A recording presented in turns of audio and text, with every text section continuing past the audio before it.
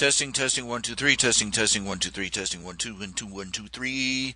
Testing, testing. Testing, testing. You failed the test. You will not pass. All right. Testing, 1, 2, 3. Hello, hey there, hi there, ho there. This is RHJunior, RHJunior Reality Check, Reality Check Live. Coming to you live over the internet. Marvelous system of tubes. Through one particular tube. Bringing you yet another broadcast of the rather tragic mess known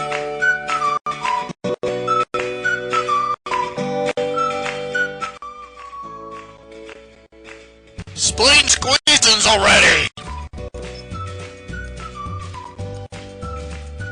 Verschneiden.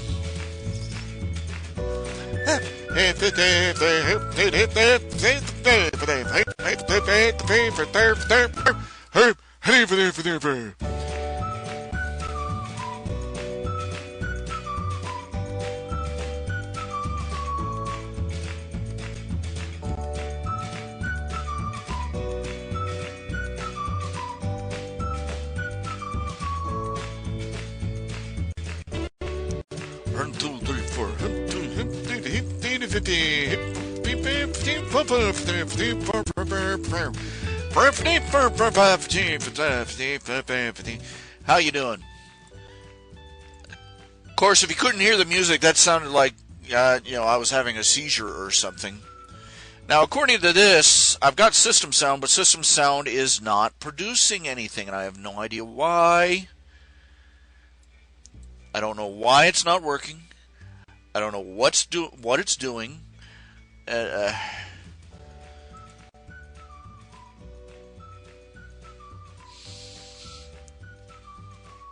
Man, they got a ton of movies coming out. Ton of animated movies coming out soon. Let's see, they've got some international capture. They got Rock Dog, which looks like a bad attempt to tailgate on Sing.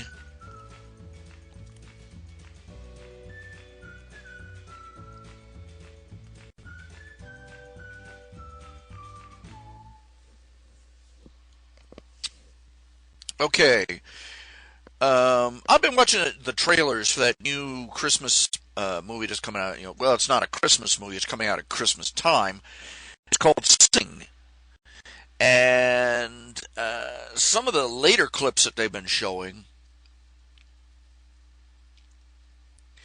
it looks an awful lot like the porcupine has a lesbian girlfriend.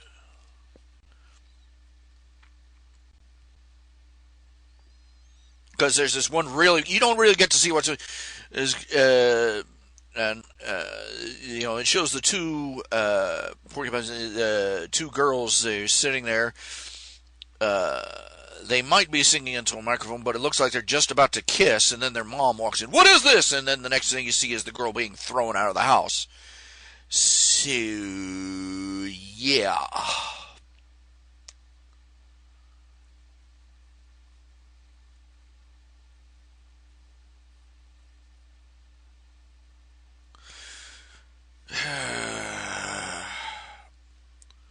Sometimes I'm just tired of it,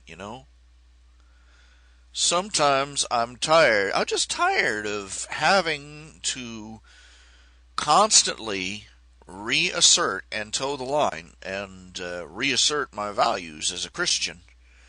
They say, no, I will still... do you have any idea how exhausting it is?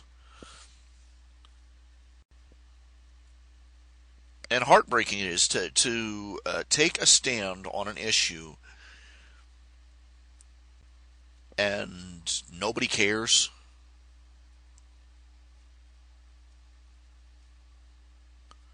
And they keep coming back and they keep coming back and they come back louder and louder and louder. Taking a stand against homosexuality because that's what the Bible says. God says it's not. It's a sin. And do you realize how hard it is to take a stand on anything that's a sin when nobody else wants to listen anymore? And speaking as a man, as a flesh, just as a mere flesh and blood, mortal creature living on the face of the earth, I would love to just be able to say, who cares? I would love to be able to just say, it doesn't matter.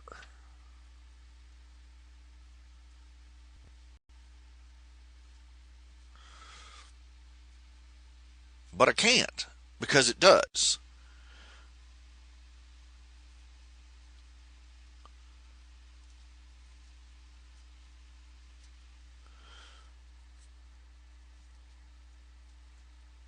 It's no fun to begin with to take a moral stand that everybody hates, and everybody hates you for it.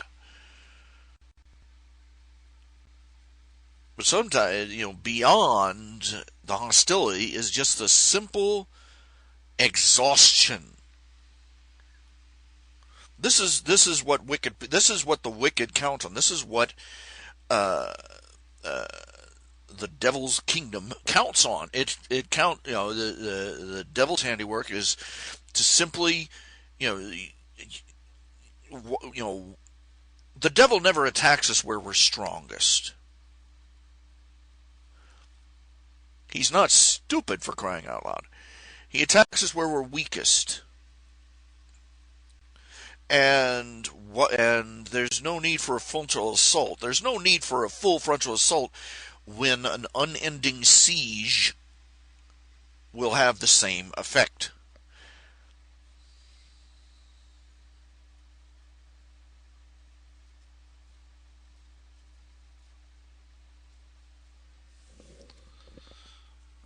This is why so many Christians, so many churches have come out, and they started waffling on moral issues, things like, uh, you know,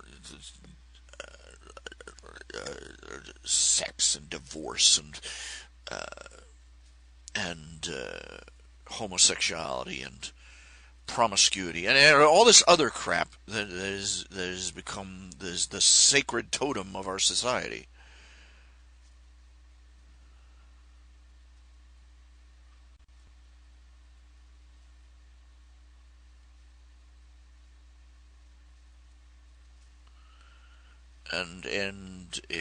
I would just go with the flow, Stop having to, just it would be so marvelous to just be able to not have to care anymore that the two leads of a movie, two of the main characters in a movie are lesbians. It would be an immense. It would be an immense relief to not have to defend. Do you know what a drag it is to have to defend that stance constantly? Oh, you only believe it because you only believe it because that book full of old dead Jews and Jews on a stick, blah blah blah blah blah blah blah.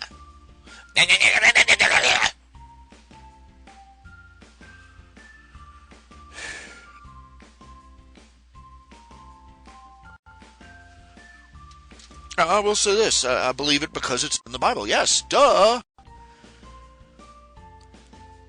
I love the fact that people who mock me for, oh, you only believe it because it's in the Bible. These are the same people who take Snopes.com at face value. Okay? These are the same people you could send them a chain email about dihydrogen monoxide contaminating the planet, and they'll pass it on.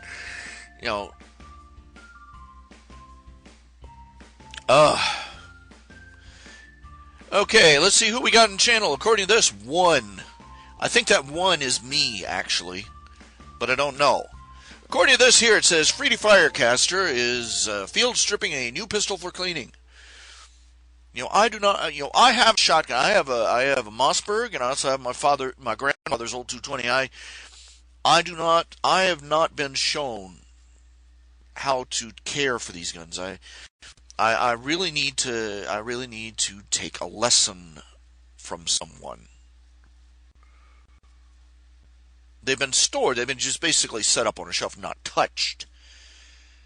But I'm thinking, I got a neighbor who's a gun aficionado. I'm going to talk to him and see if he can take a day and just show me, how to clean it, how to maintenance, how to load it, how to unload it, the whole 9 yards. Give me the breakdown gun course. I feel stupid for not doing that sooner. Dang it! Now what's wrong with the stupid music player?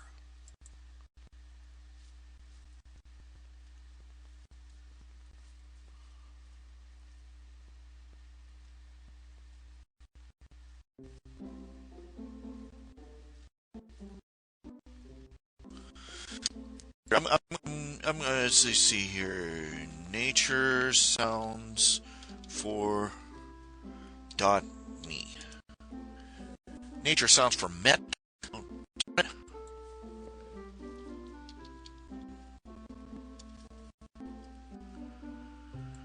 Hold on a second. I'm tired of messing with this. Uh,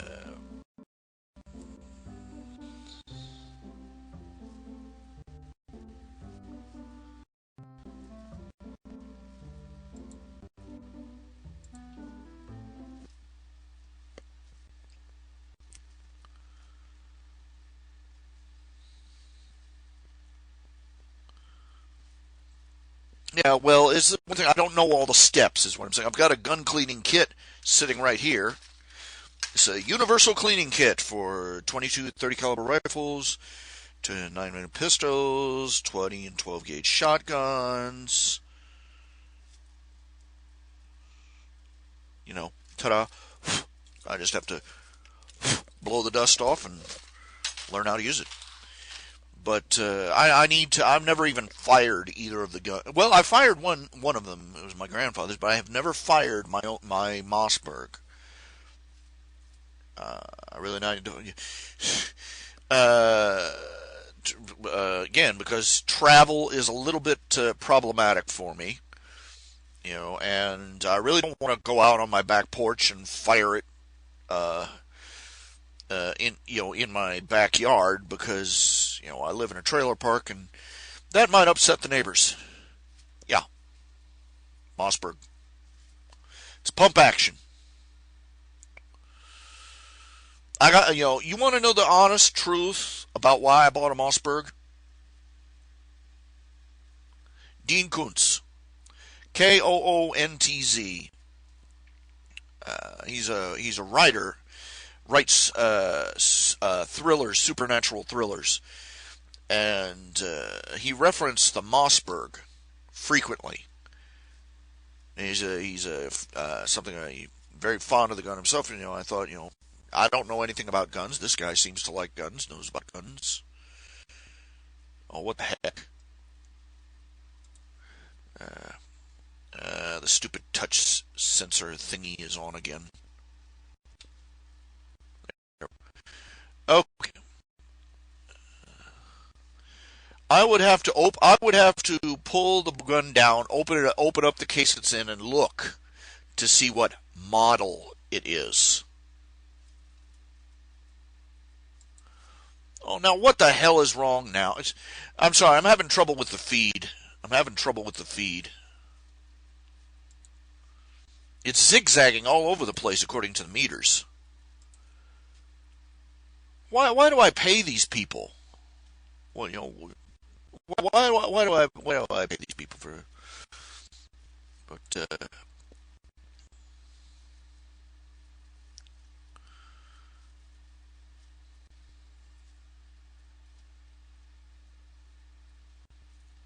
I pay these people money for my internet access. I pay for cable internet. because I need the bandwidth. And I'm not stupid. I know that dial-up and all the you might well be hanging from the bottom rung anyway.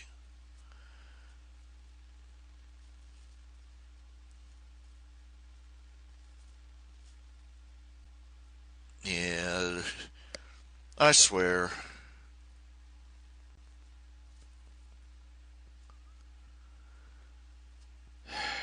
System is a mess. It's always something.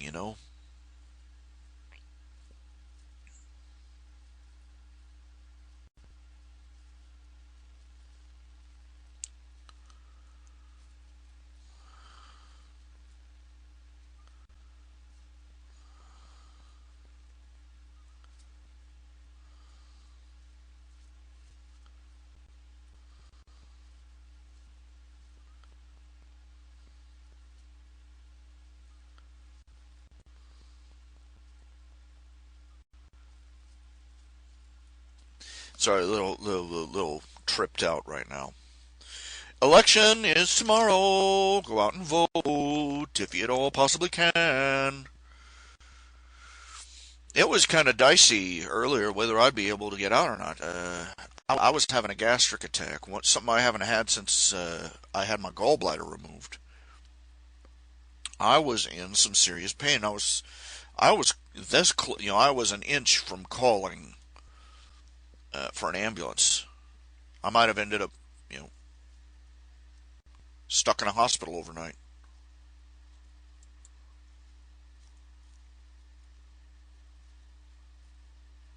But I hung it out, and eventually the pain passed.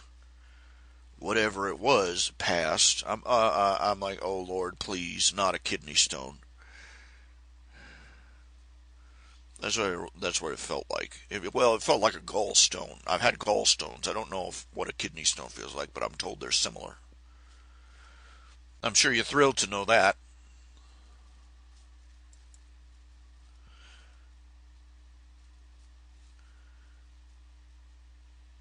My gun is a Mossberg 12 gauge pump action.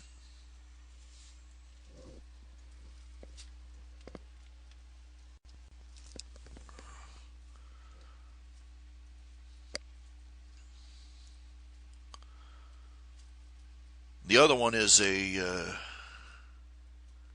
have to look it up. Now, I am a gun owner, but I am no gun aficionado. That's the problem. uh, yeah.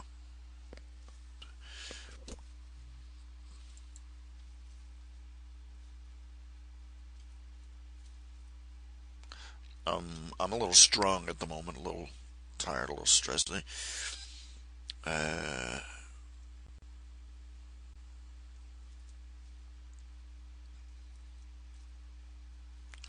just setting up the manga studio here.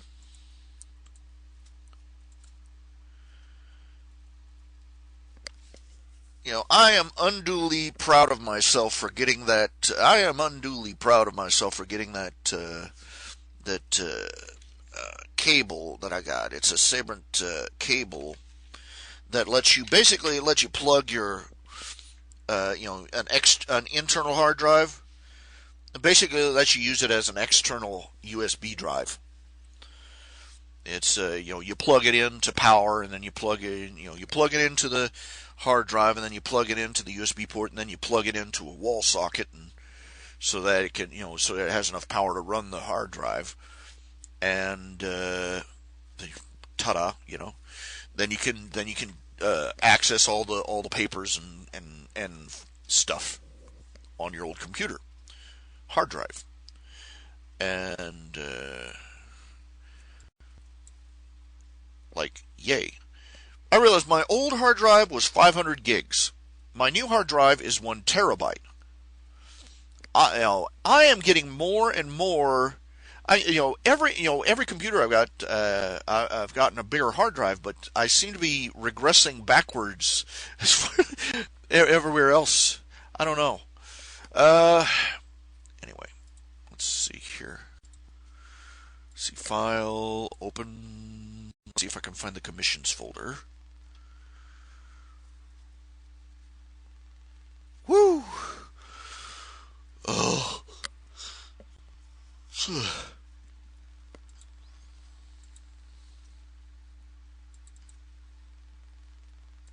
Ah, here we go.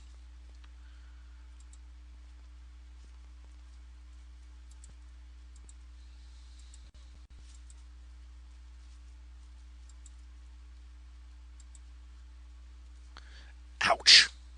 Dang it.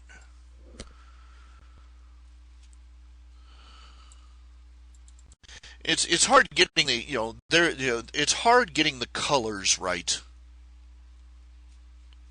for these characters. Let me switch it over here because the palette I have, the color palette, they never seem to have a palette of browns. You see they have pink, yellow, pale green, green, blue, green, whatever that is. But it doesn't help that I'm partially colorblind. I have trouble distinguishing muted colors like browns, greens, and grays.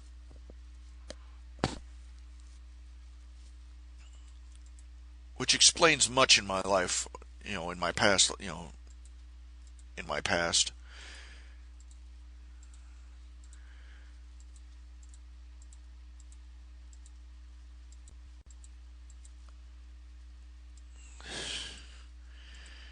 Nothing like being in an advanced art class in college and you're told to make a color wheel and you flunk. You know.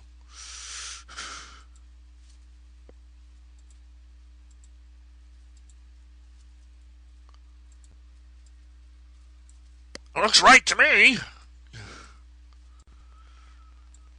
Well, I didn't quote. I think I got like a D or something. I thought, what is this? It looks perfect to me. I spent hours on this crap. What are you talking about?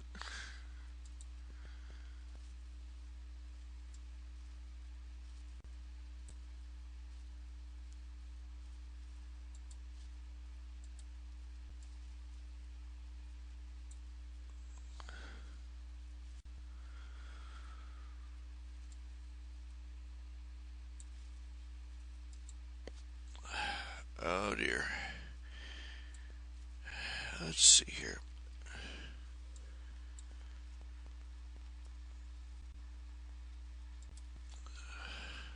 Okay. Little problem. Uh,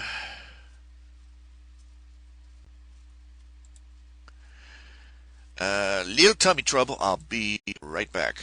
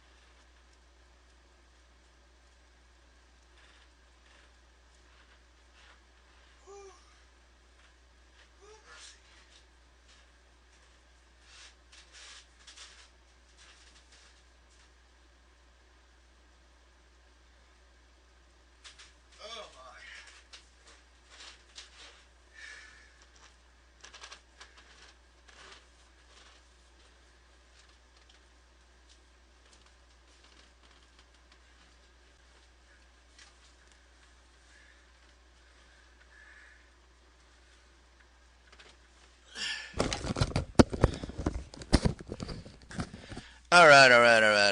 I'm back. Sorry to keep you waiting. Have you got anybody in your family, like old folks in your family? And did you ever notice that when they come into the house, they get up and they're, oh, Lordy, oh my, Lordy, making noise and talking the entire time they're walking the length of the room, or down the hall or whatever. I realize what I do. I'm doing it myself these days. They're not complaining. We're letting people know we're coming.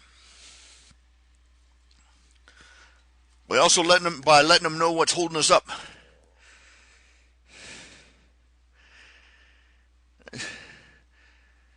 Because if we got up and just quietly walked from one end of the house to the other, everybody'd be coming looking for us. Like, where's Grandpa? Where's Grandma?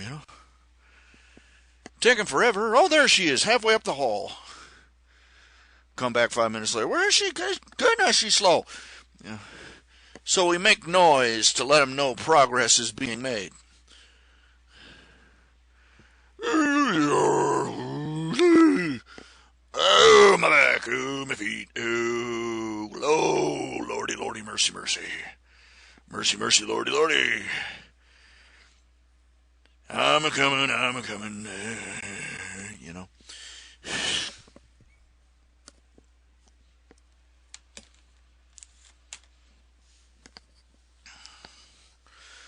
You gotta do that a lot when you hear somebody knock at the door, and you're waiting for like the delivery guy, and you say, hold on, I'm coming. Oh, mercy, Lord, mercy, Lord, Salt American,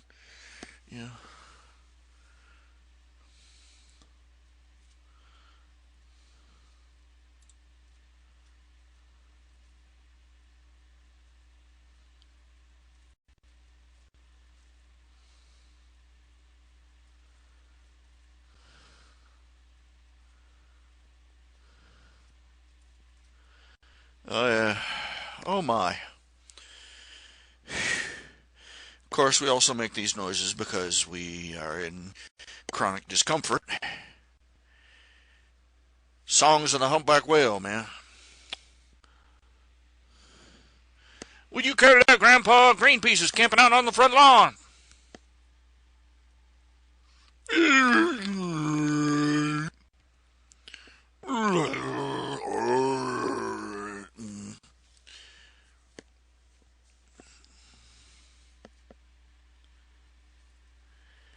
Okay, let me see if I can get some nature sounds going. Okay, let's see here. Nature. Rain heavy.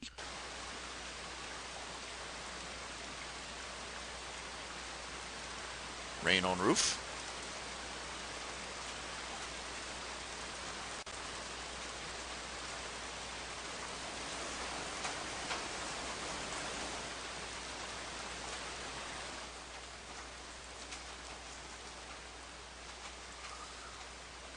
I don't know if you can hear that or not.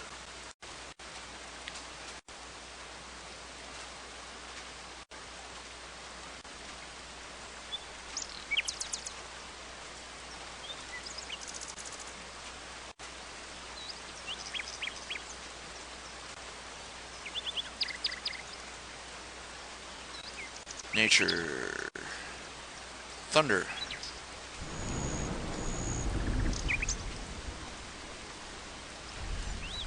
Birdies.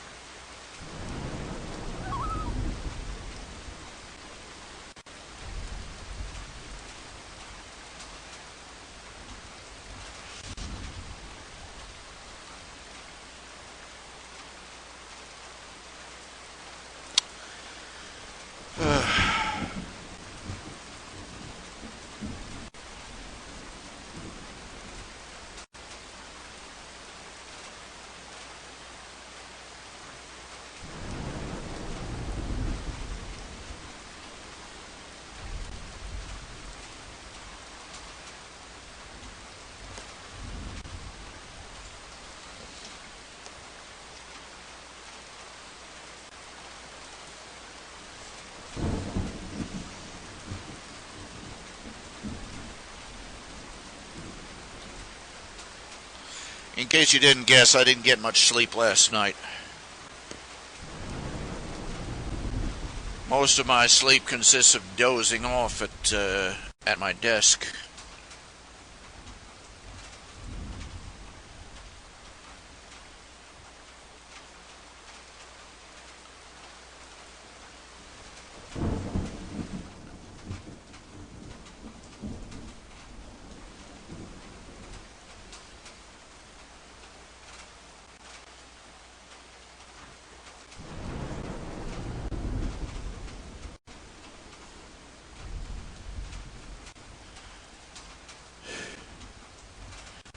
So naturally, I'm feeling a little thrashed.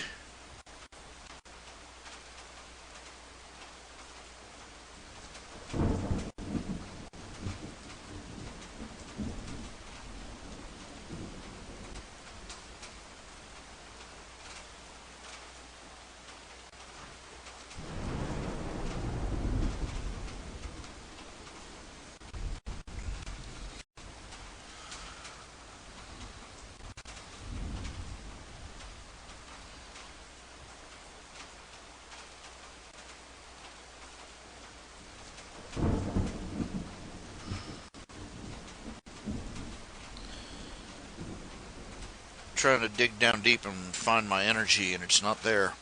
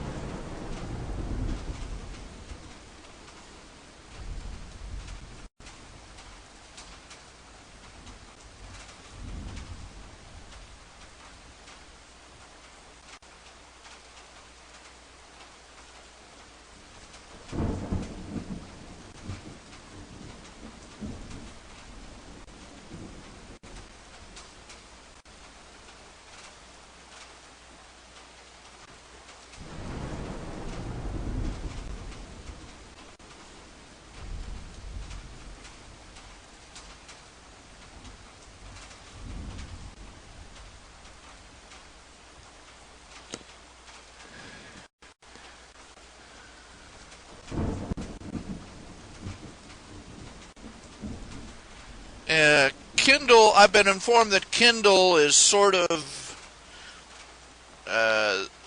behind the curve on certain attributes for reading stuff. There's supposed to be more up-to-date readers out there. Ones that incorporate more better stuff, color for one thing.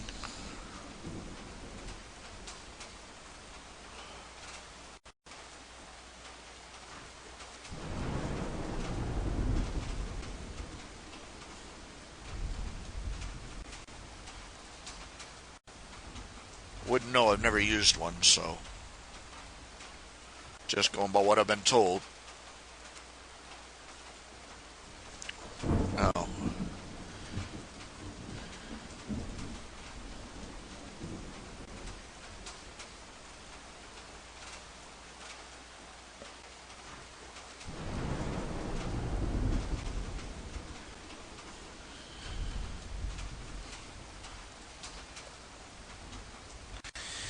It's strange that many of the forecasts they had about the future have actually finally come true. Camera phones, super powerful computers we carry around in our pocket.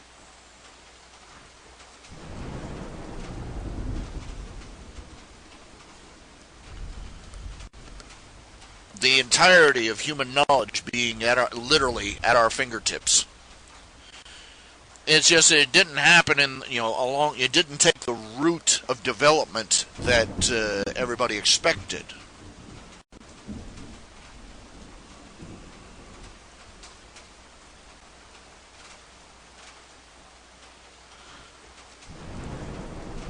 If you had told somebody when I was a boy, if you had told somebody that someday you would ask somebody what time it was, and they would say, "Hold on, let me check my phone,"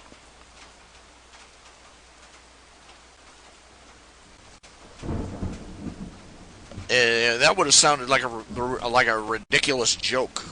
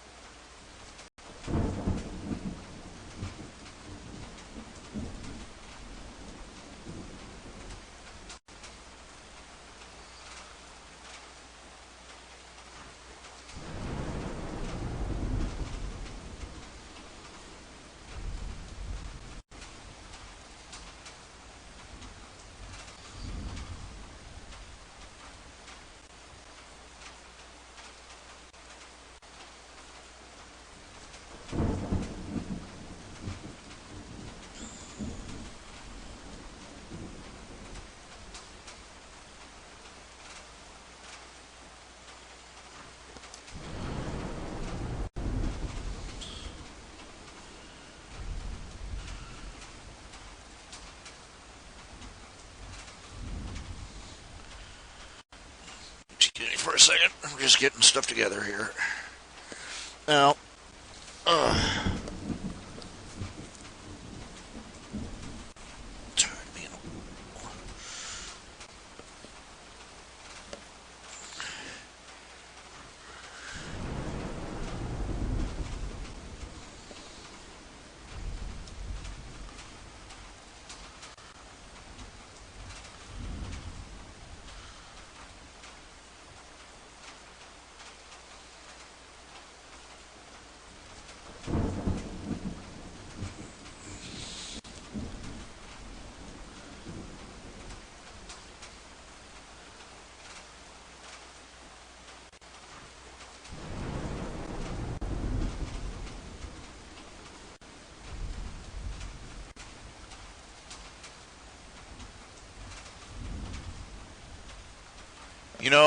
uh, the other night I came up with an idea for a case mod for a computer.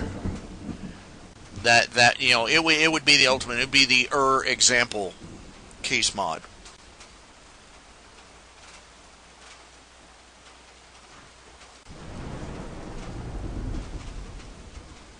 Make a house that was a computer. Now I don't mean a computerized house like where they take like what they do now, where they slap some sensors in the corners and run some wires, and a computer can turn the lights on and off. Whoop de flip and do. Uh, I mean, is a different design philosophy. Make the whole house a single integrated computer system. The idea, picture the headline of the man who lives inside a computer. Let's say take one of those Gulf Stream. What do they call those aluminum trailers, the Gulf Streams.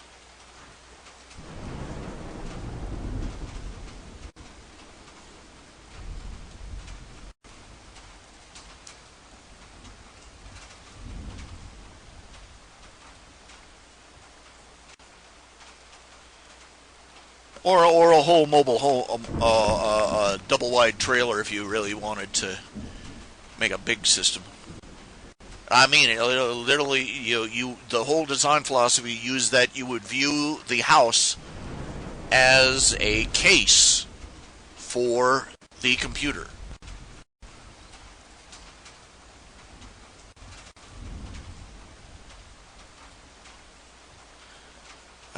You'd put you know it would also you would view the owner or the person living inside as integrated into the system.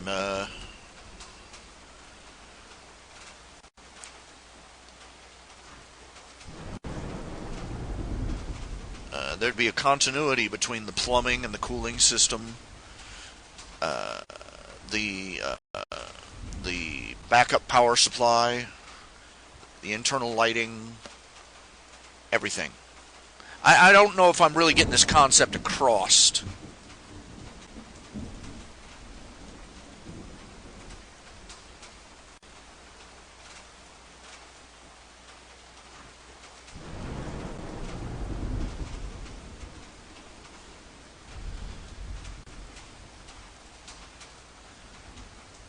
Yeah, Airstream. But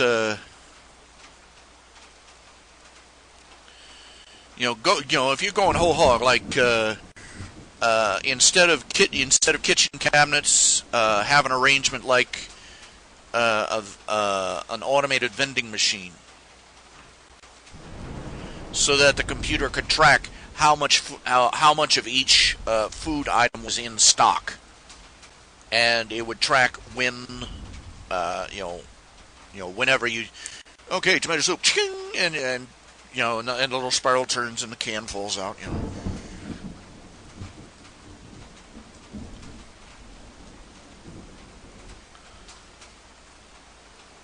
I would probably have to draw a picture to get the concept across. Uh, but it would be large enough to be a host for a what do you call them, an array or a me no not no words today. Uh,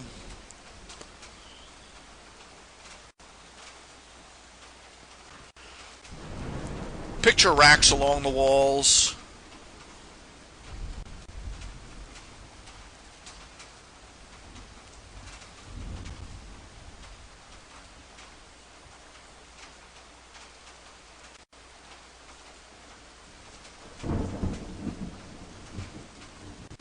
It'd be large enough to house several servers, which would be cool.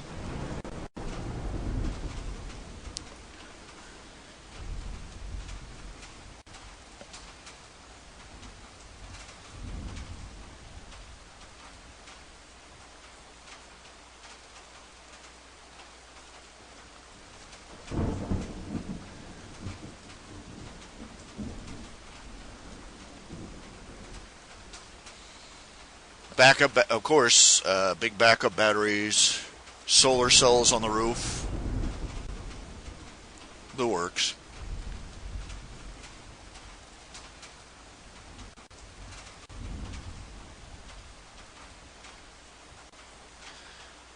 It'd probably end up costing hundreds of thousands or even maybe millions of dollars if you really went whole hog on it. Hundreds of thousands, let's say. But man, wouldn't it be an internet phenomenon?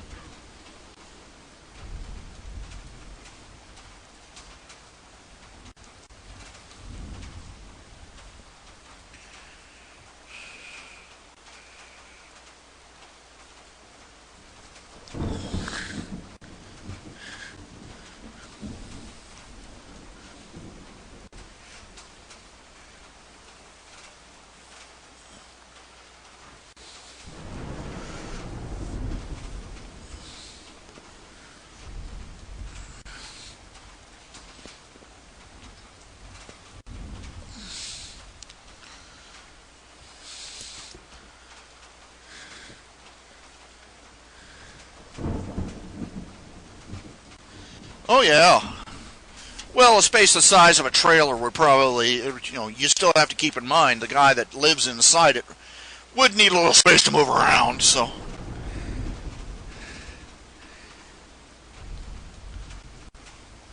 I'm picturing the interior decor would look like the interior of a computer. This is supposed to be like the ultimate case mod I'm talking about here.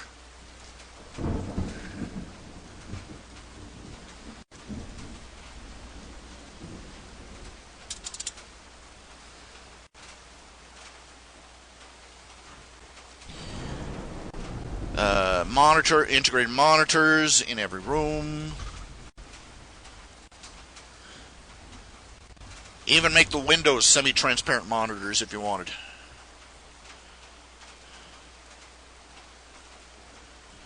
Well, that would be part of it. You would integrate the heating and cooling, the temperature control of the computer into the temperature control of the house. It would be the same thing, basically. It would have to remain at a comfortable temperature for both the computer and for the person living inside it.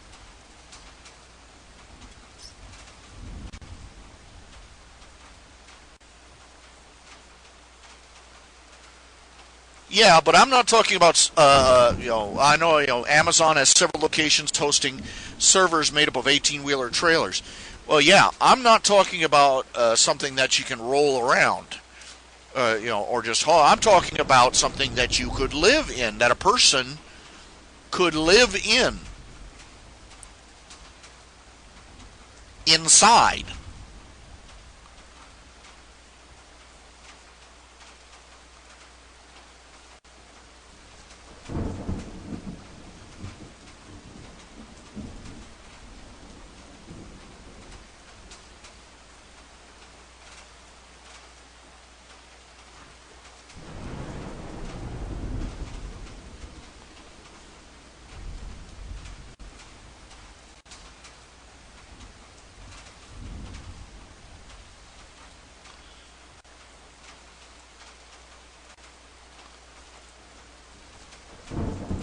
Let's get back to the drawing I was working on here.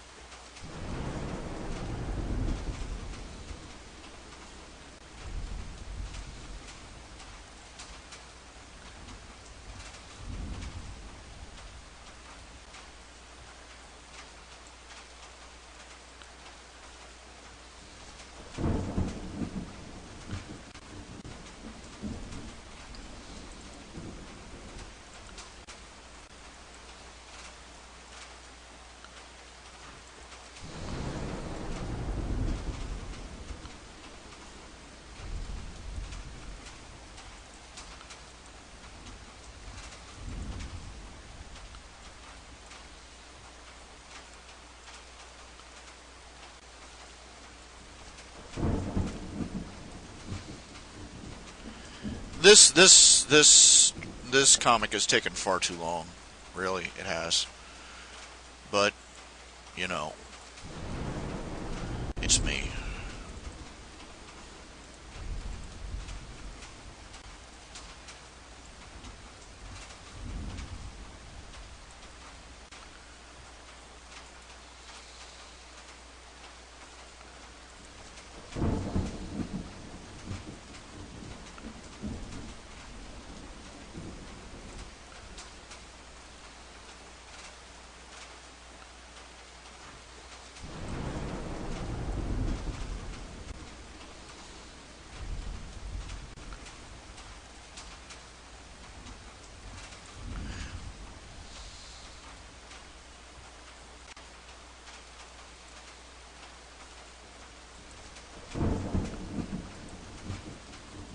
I've been telling you, I've been reading a lot of fan fictions lately, particularly Harry Potter fan fictions.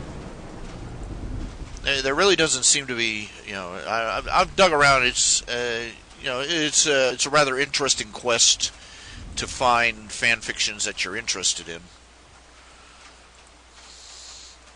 First of all, you have to find the subject matter that you're interested in.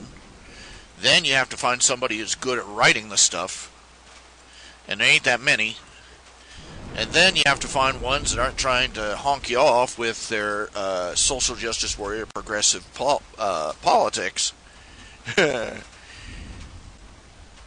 Or you want to read this. You don't want to read a story where they make Thor and Iron. You want to read a Avengers fan fiction. You don't want to read a fan fiction where Thor and Loki explore their romantic feelings for each other. Okay.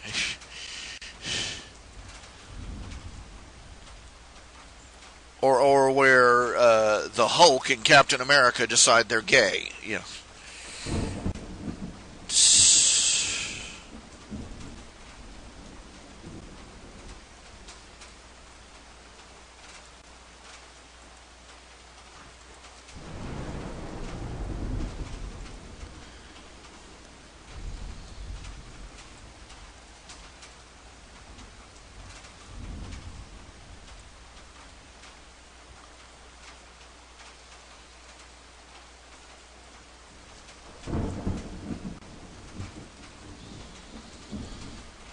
Of course, I'm one of these people. I get tired of all the mentionings of global warming in these stories. I remember reading one Justice League where a couple of chapters were about Wonder Woman going to this international United Nations meeting to discuss climate change. And I'm like, she's supposed to be advanced. She's supposed to be from this enlightened culture that doesn't fall for this kind of quackery. But, what are you going to do,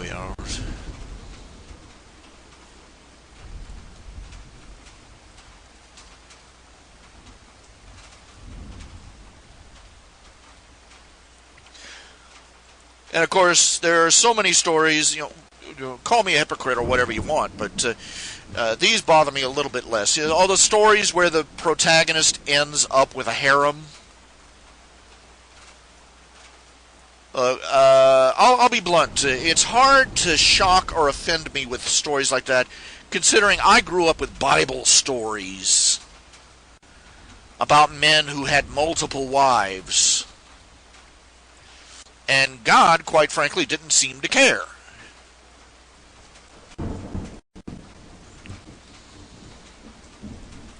And in fact, I've mentioned this before. One of the prophet who called David on the carpet over Bathsheba, flat out told him, if you had asked for another wife, God would have given it to her, it to her. But no, you had to steal the wife from another man and then murder him by proxy. This is basically what he did. He found out that Bathsheba was pregnant and had her husband moved up to the front.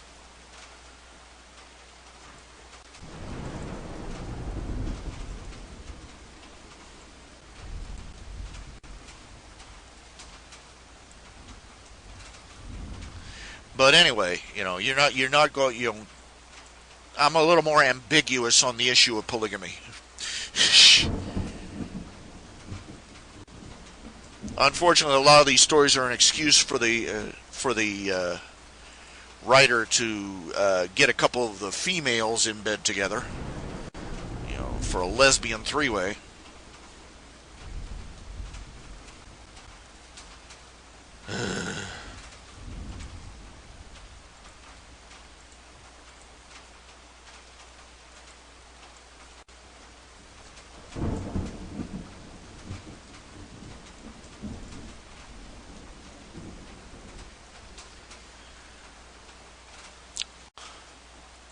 I think I freaked more people. I have I think I must have seriously freaked thousands of people out when I had Sweetie Belle in the Great Alicorn, when I had Sweetie Belle suggest to Rarity that she and the other Cutie Mark Crusaders could solve the problem of there being only one Breezy Shy by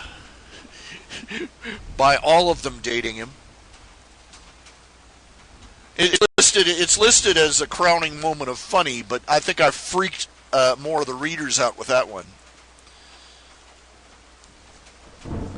And then there was when I when I had it revealed in when I had it revealed in the Nixverse that the three founders, Smart Cookie, Clover the Clever, and Smart Cookie, Clover the Clever, and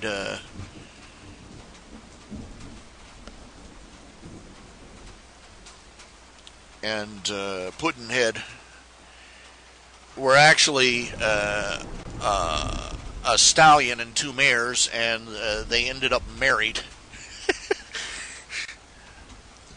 Everybody went going like their hair was on fire and their asses was catching.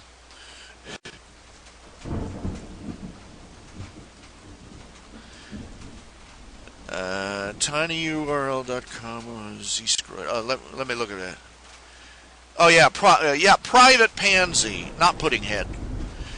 Private Pansy and Clover the Clever ended up marrying Smart Cookie. I think I freaked the heck out of people with that.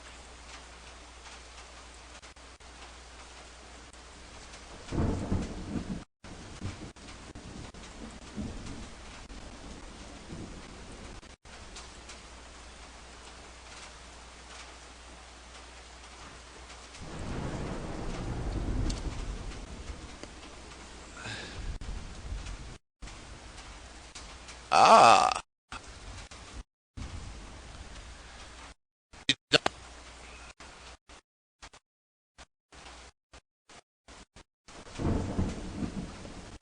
Yeah, I was just looking at a commission done by who was it? Let's see here. Let me go back over here. That was by Vermeer, colored by Amiga Dragon. Right. Woo, pardon.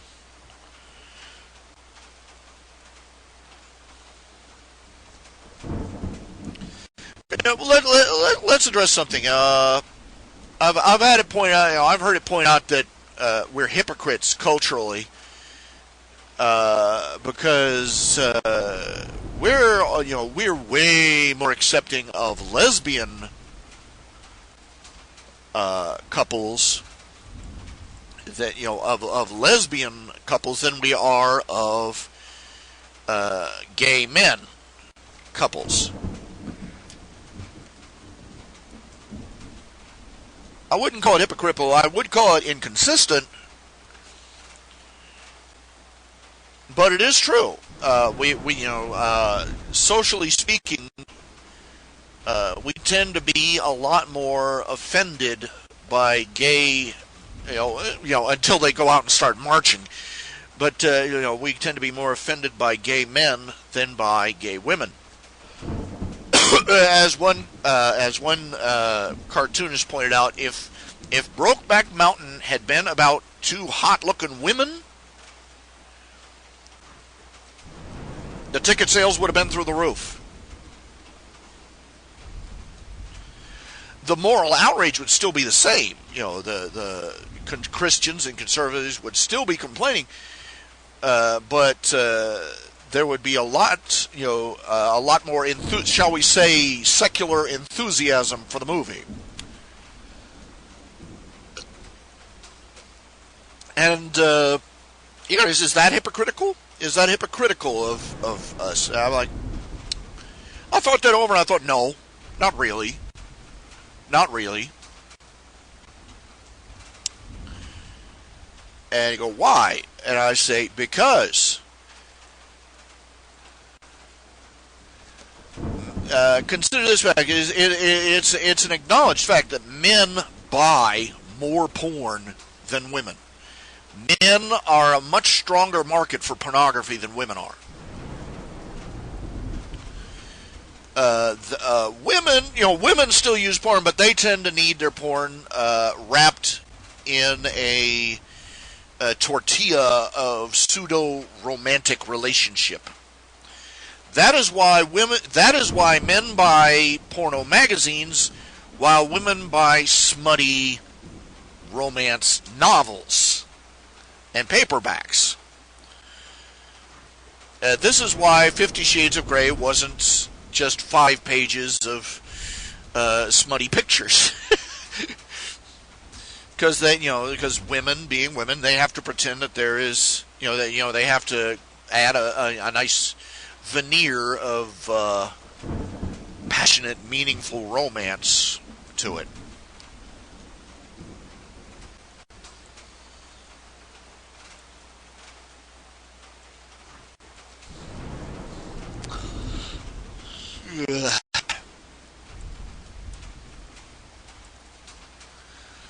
And let's be honest, is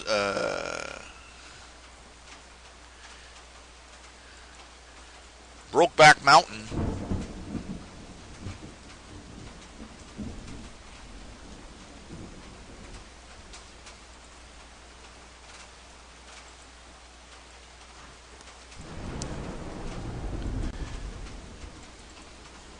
I obviously never saw the movie myself.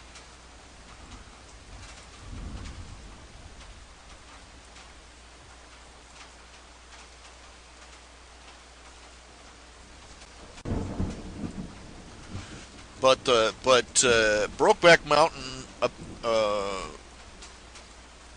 it wasn't designed to appeal to anyone, really. It was designed to offend. The entire purpose for making Brokeback Mountain was to offend the religious right. That was it in a nutshell, folks. Ladies and gents, ladies and germs, that was all it was about. Cheesing off the right. That's all it was. So they could stand back and, the people that made it could stand back and, we're way more enlightened than you are. Look how childishly you're behaving over a silly movie. But, anyway.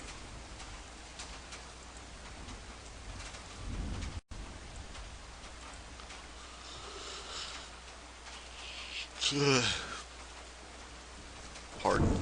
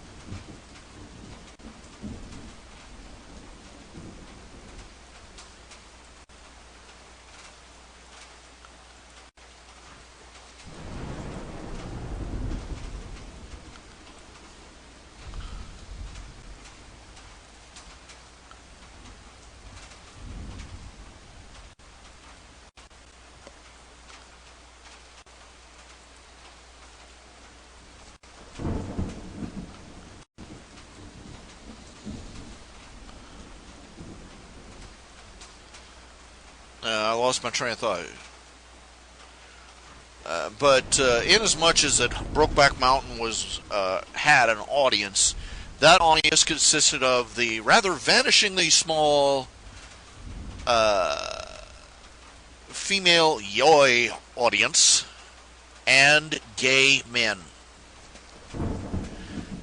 And I submit to you that I will repeat the little acknowledged fact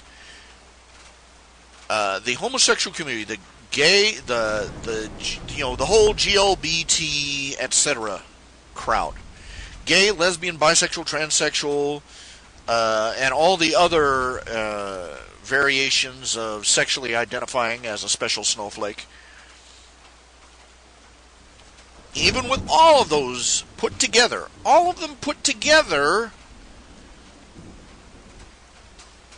account for less than 4% of the population. The number I've read is somewhere between 2.5% to 5% of the population.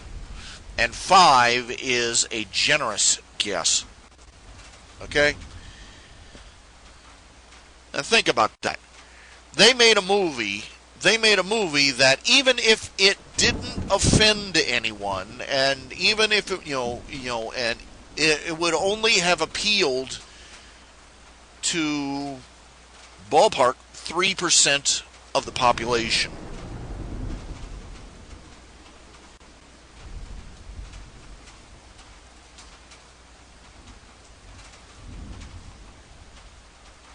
They're a-holes and they're offensive a-holes, and they know it. They did it on purpose.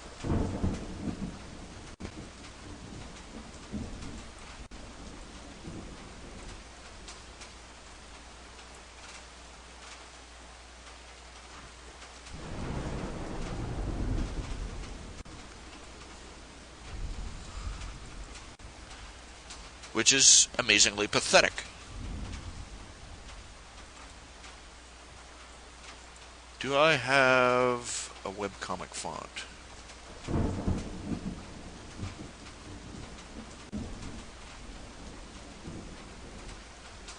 I've got to download it. I have no idea how to install a font. I'll have to learn. I have to relearn.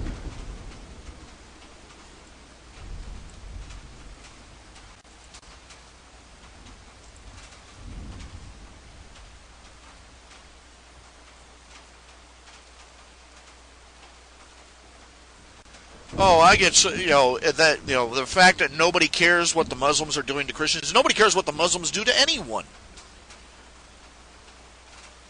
The Muslims are out there killing Christians. They're killing Jews. They're killing pagans. They're killing Hindus.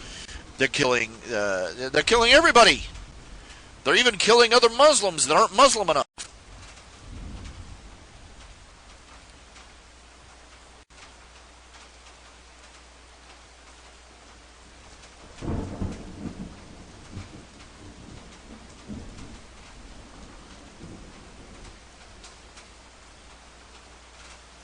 Yeah, what you were saying about the comments, was it deliberate on their part, deliberate on the part of the people that made the show.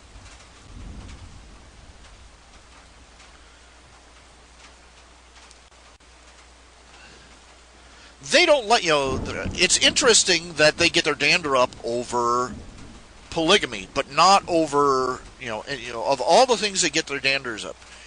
They get up, the progressive left gets upset over polygamy. Let me tell you why. Because polygamy, in its original definition, is of one man, multiple wives. That's a very, very, that puts a very heavy value on masculinity and heterosexuality.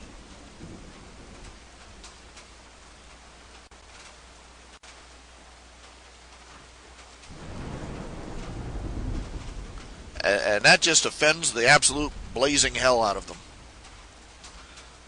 The idea of a man who has the idea of a man who has a wife angers them already. The idea of a man having two wives doubles the piss-offedness.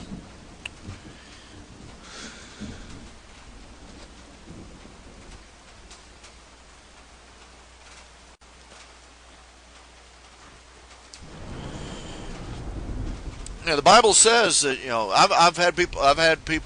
I've read stuff by Bible scholars that point out that there's passages in the Bible that indicate or suggest that there will come a time when women will start grouping up and finding whatever man is available and saying, "Will you marry us?"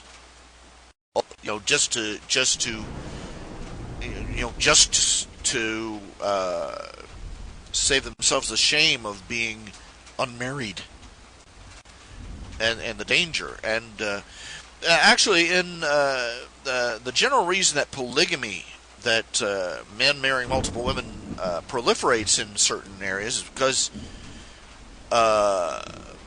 this was to the benefit of the women. Because women in those areas, in those cultures, in a harsh environment and generally backwards society, it was to their benefit and protection to have a husband, even if they had to share one. Because that meant that increased their odds of having a child, having a son who would look after them in their old age. And also that, and in the meanwhile, gave them a husband who would protect them and look after them and provide for their children. This, polygamy is generally not to the benefit of men as a whole, because it puts a very heavy burden on the man who has more than one wife. And it also leaves a lot of young men stranded. Because the women aren't going to go for the beta males. So long as it's one man, one woman, some of the women will at least be willing to, and I don't really like the term, settle for a man who isn't old-fashioned millionaire.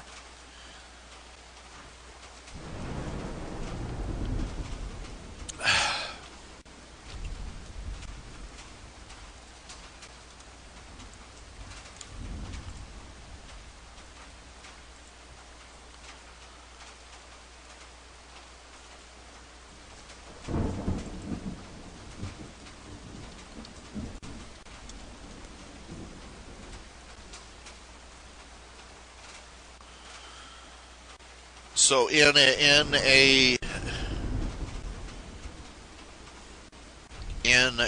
society that has polygamy, it's usually a detriment. It is, by and large, it's generally not very beneficial for the man.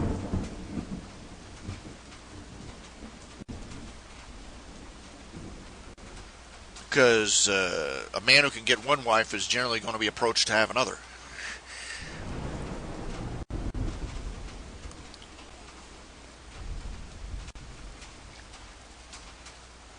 You have a large number of women competing for the most ideal man, and they're willing to share the ideal man and leave the less ideal man out in the cold.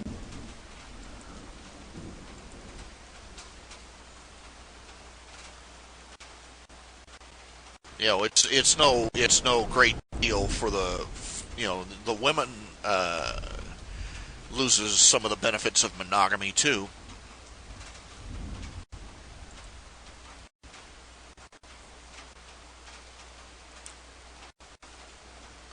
Because she has to share her man with 1, 2, 3, 4, whoever knows how many. And she has to compete with those other women for his attention on behalf of herself and on behalf of her children.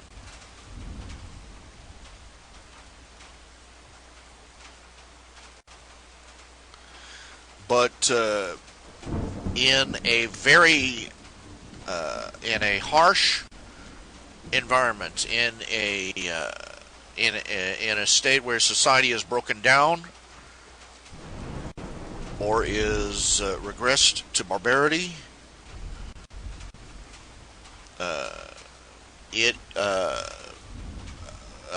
polygamy takes on a much more attractive sheen. Because women will as is indicated, as I said, there will be a time when society is so tore up that women will be willing to share whatever man they can get.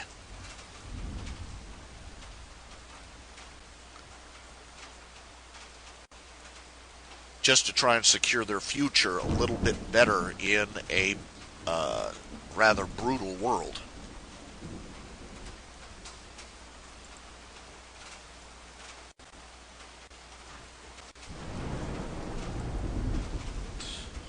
Well, the problem with one woman having multiple husbands, there's no advantage to it. Not for the women, not for the men. Because, when it comes to childbearing, a dozen men isn't going to make a woman any more pregnant than one man is. And, the dozen men will be squabbling over whether the child is theirs or not.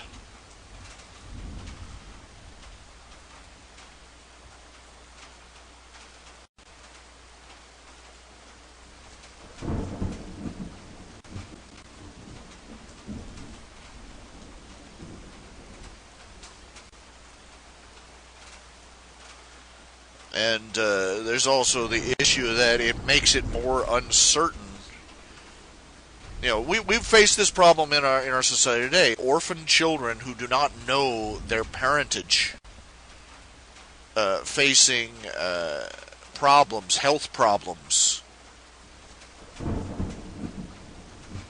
Just for starters,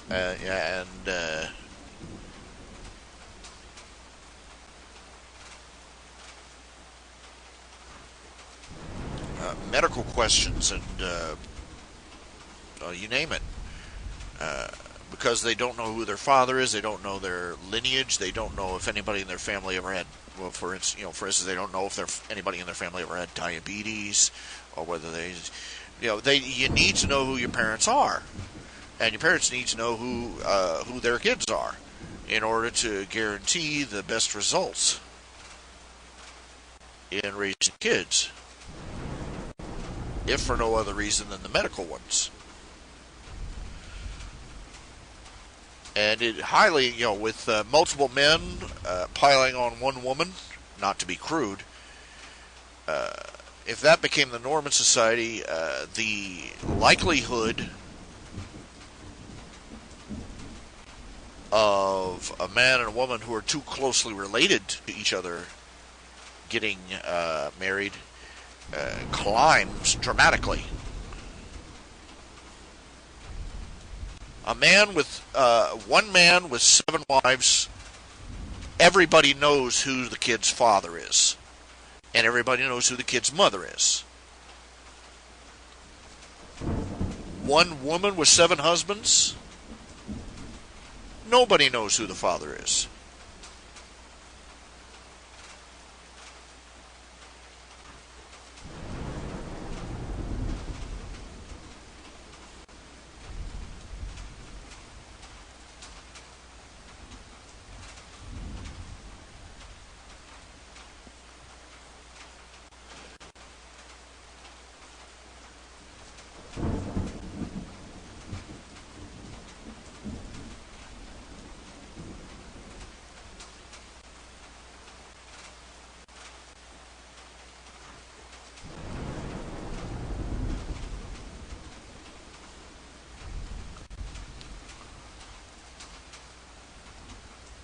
I forget what the actual term is for reversed polygamy, where the woman has multiple husbands. There's a technical term for it, a word for it. I don't know what it is. It's just not, it's, regular polygamy does have certain advantages, especially in certain situations. The reversed form of polygamy, it doesn't provide any advantages whatsoever, except maybe immediate ones for the woman, in that she has more than one husband, hit on for protection, for comfort, for financial upkeep.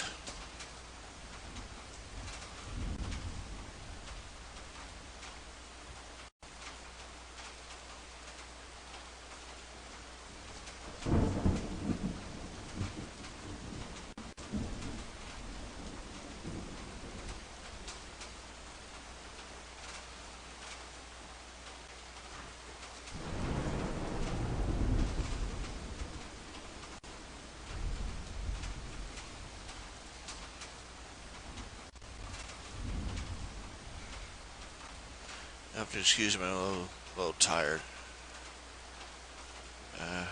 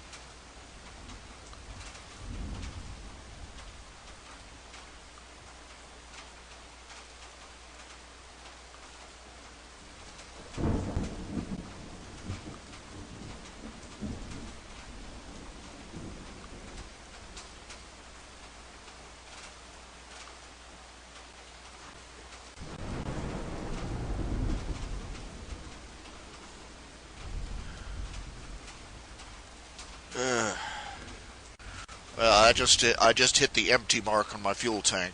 Is what it is. I currently have $16 in the bank, and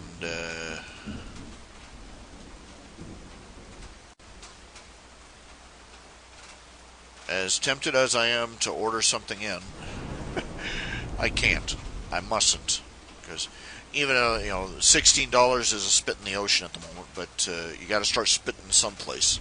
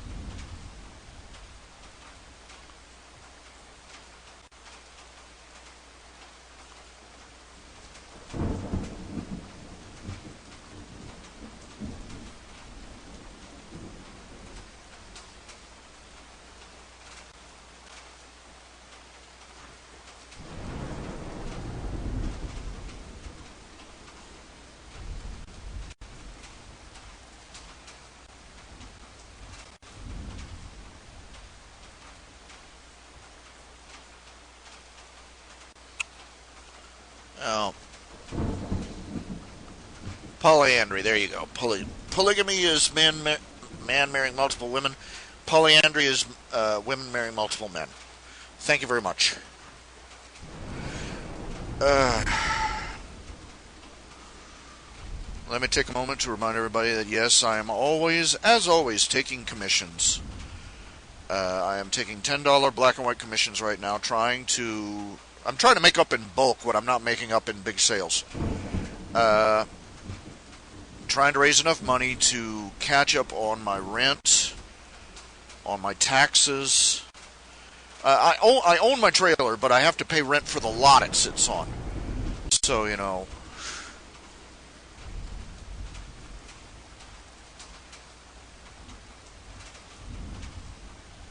that sort of grinds on me a little bit.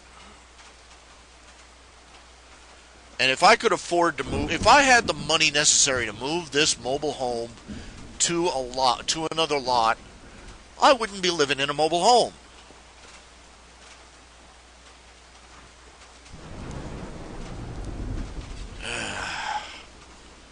Anyway, so I'm always taking commissions and donations. I've got a tip jar up on my website. That's where all my comics are. www.rhjunior.com. I need to add that to to the slider here. Text.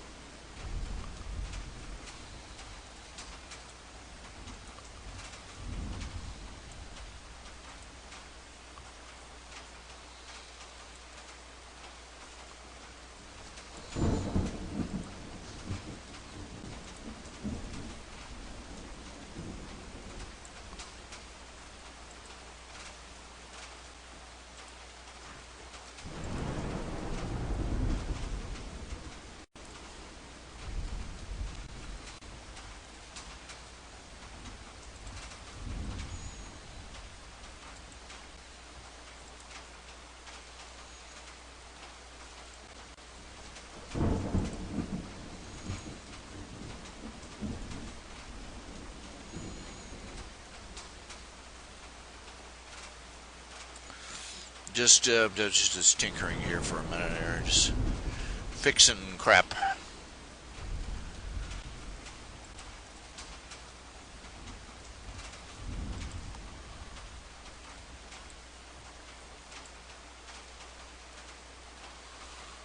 Okay, yay. That'll do.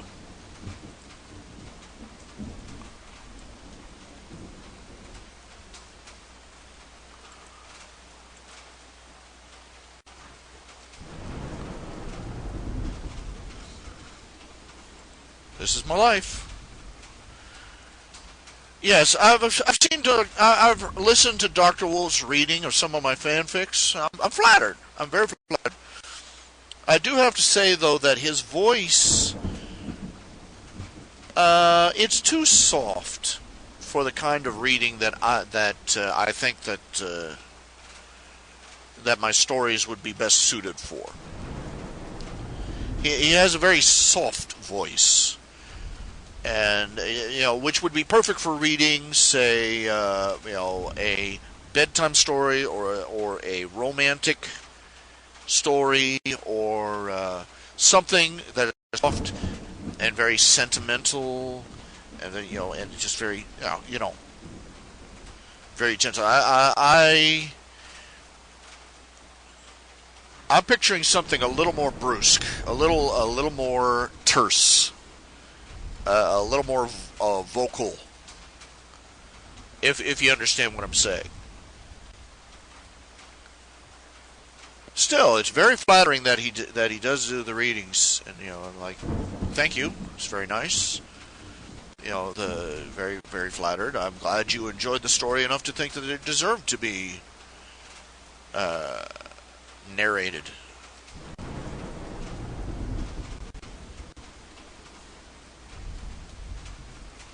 Okay, I got to download a font here.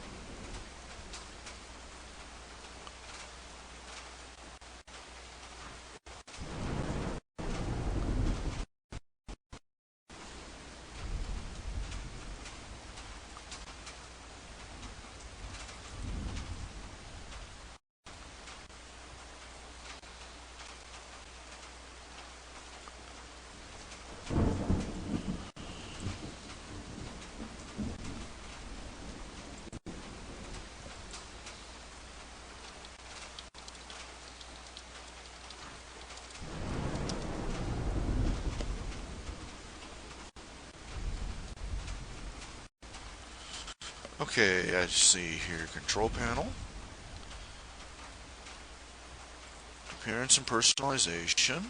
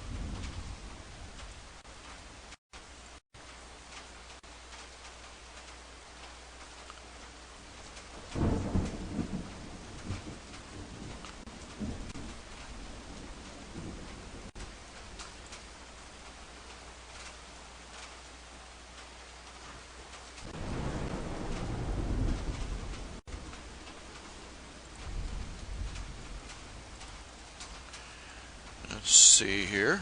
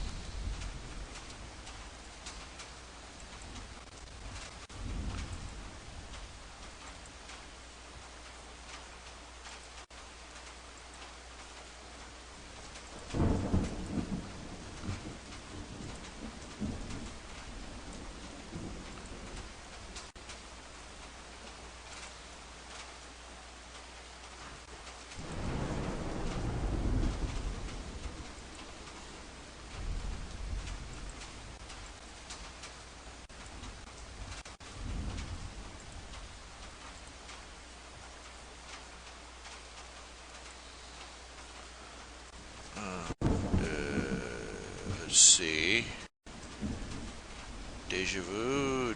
Bingo. There we go. Hip hop hooray. Just had to install the digital. I forgot that with the transfer I needed to reinstall. Needed to reinstall the font that I use.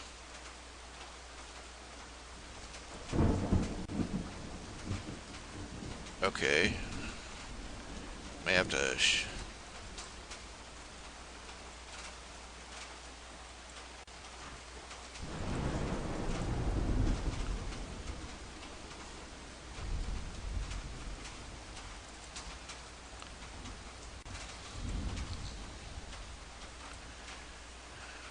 Round and round she goes.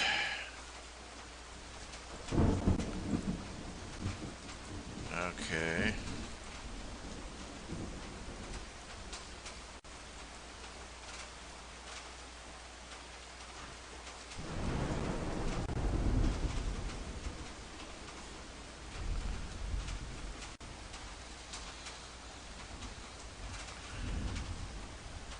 Okay, I gotta shut this down and reopen it. There we go.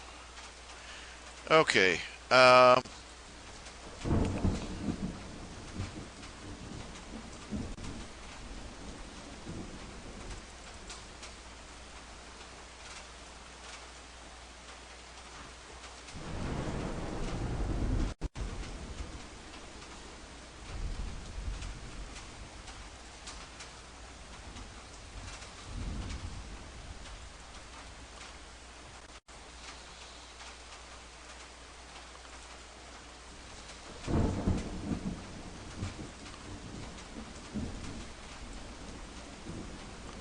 There we go.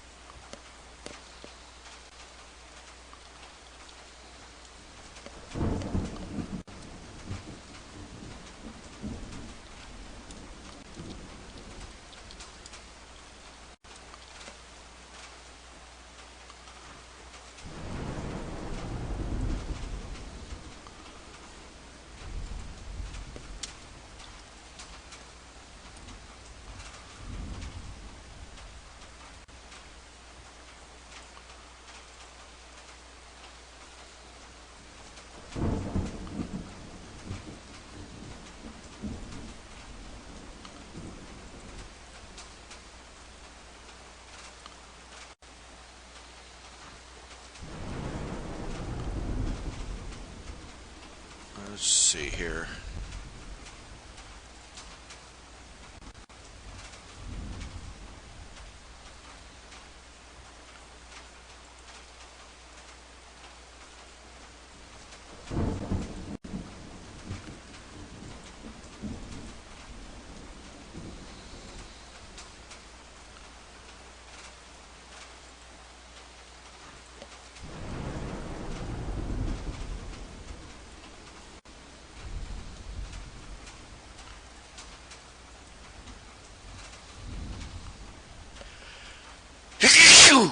Excuse me.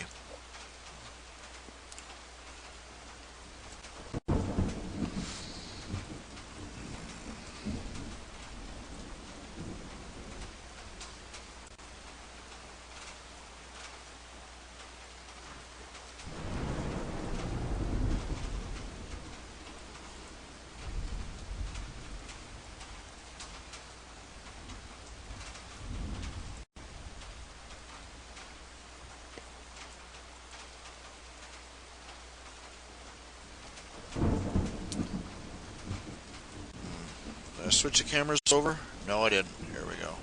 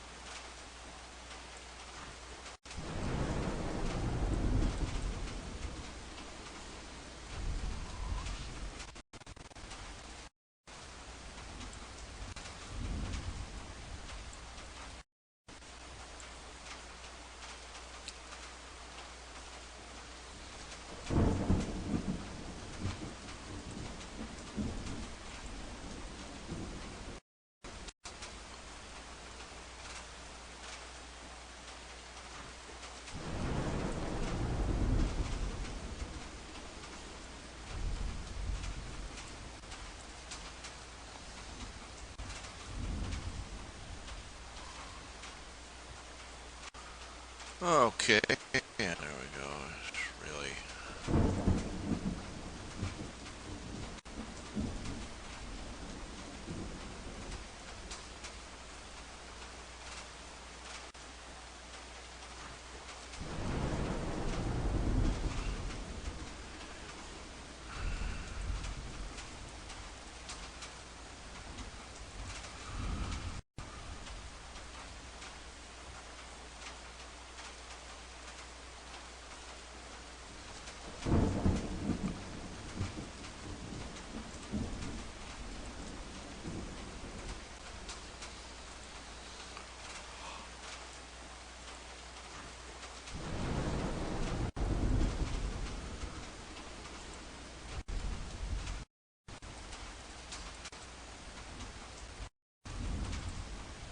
Let's see.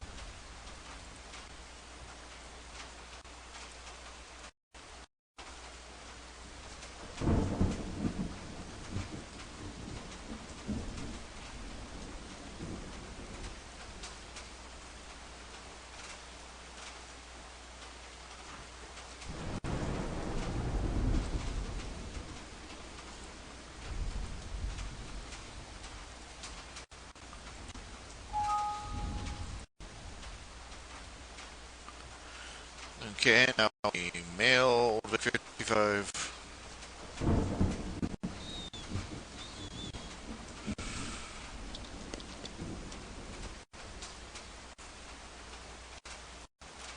It's rather sparse detail. Let's just hard to squeeze anything out of that.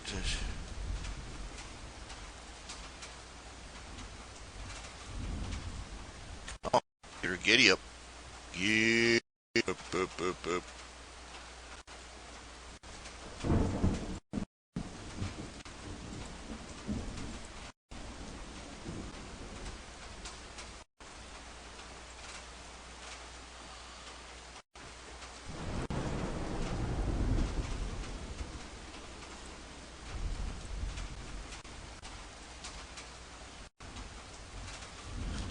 I tried to do some of those, make money filling out survey things.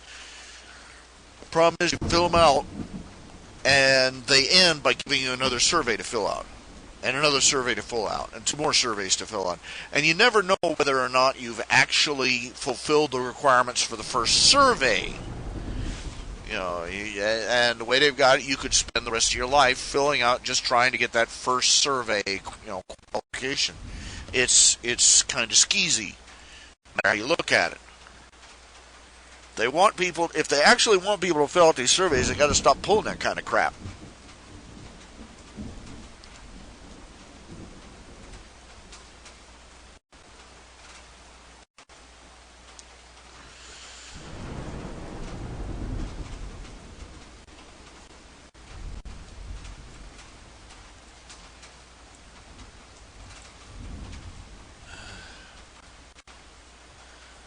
Okay, come on. Here we go.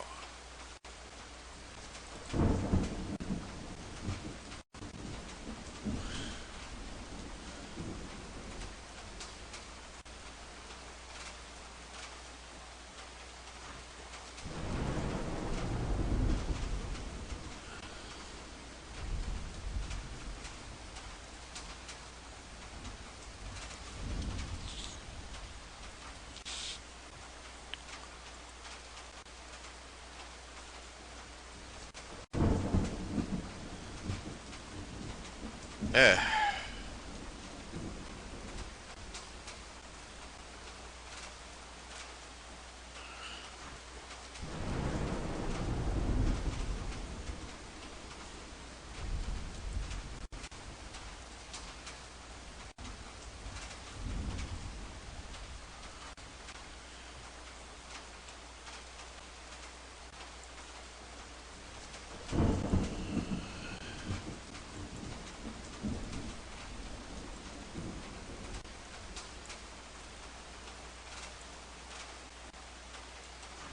Vic, come on. And this makes Old Vic comic number 55.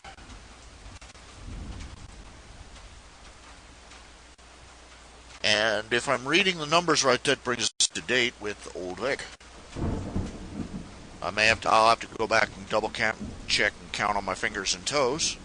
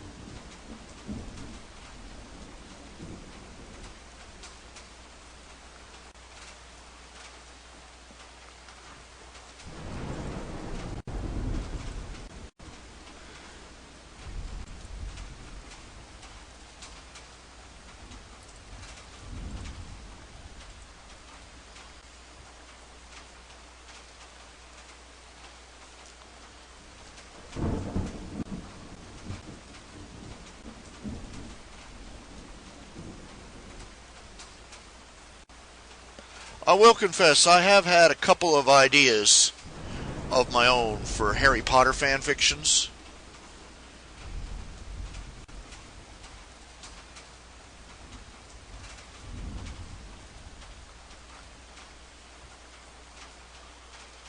But man, if I chased every idea I have, uh, it would be sad. It would be tragic. It would be.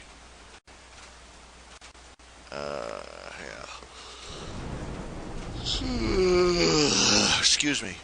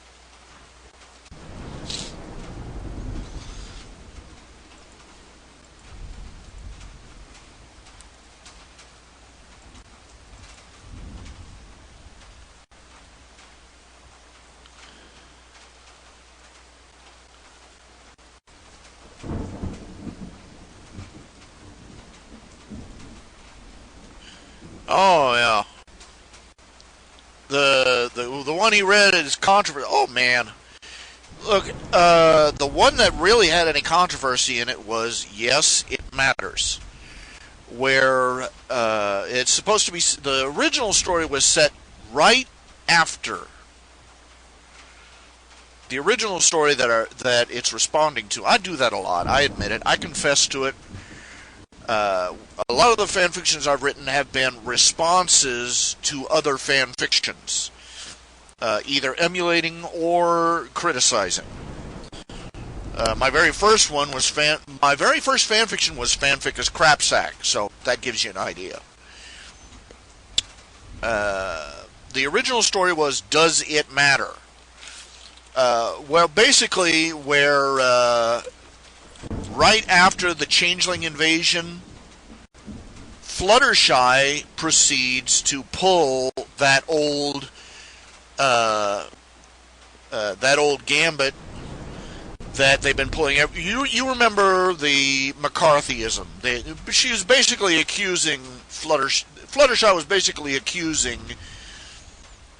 Twilight Sparkle of McCarthyism. That she was going to go, what if I was a changeling? And Twilight tries to ask her, "Are you a changeling?" And she refuses to answer. And I'm like, oh, I can't take this crap. I wrote it. This is stupid. It's stupid. Okay. They had just been attacked by an alien race that was violent, that made no treaty, that made no effort to contact them outside of an act of violence and invasion. This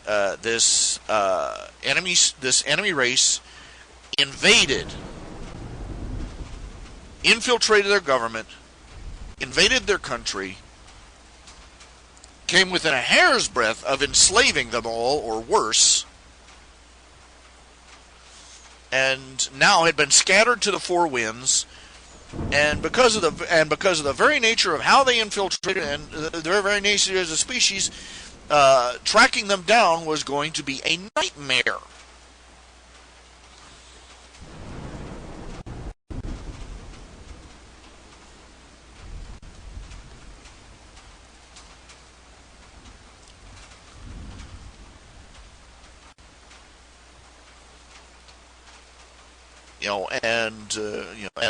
Fluttershy, the author basically had Fluttershy eat a big bowl of stupid. He said, but you can't judge them all by this. You can't judge them all by this, and if you go around and question and interrogate, you're just being a mean old fascist. It's the same crap. This is the same crap that leftists do every time our country is in desperate danger from an enemy that has infiltrated our ranks. Bullshit arguments. I basically rewrote the story where Twilight said, "Yes, it matters." If you turned out to be a changeling, that means you have spent years, violating our trust. What's more, it means that our country was in danger, and you failed to warn us. So your loyalty, to the rest of us is in question.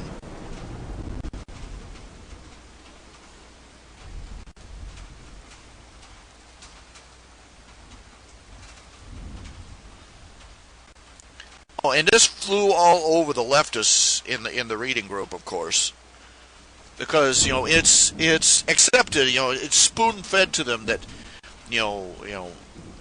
McCarthyism is evil. And McCarthy was a bastard, and McCarthy was wrong. And the problem is that McCarthy was right.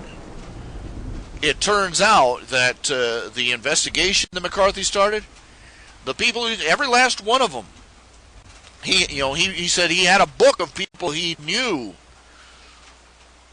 were serving as spies on behalf of the Russian government, of the Soviet government.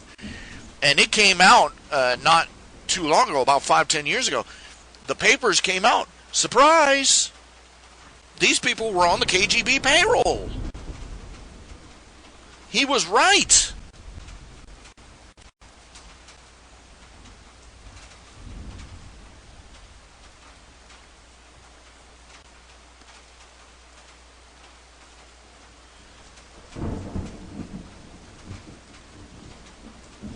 Nobody wants to talk about that. It's the same story.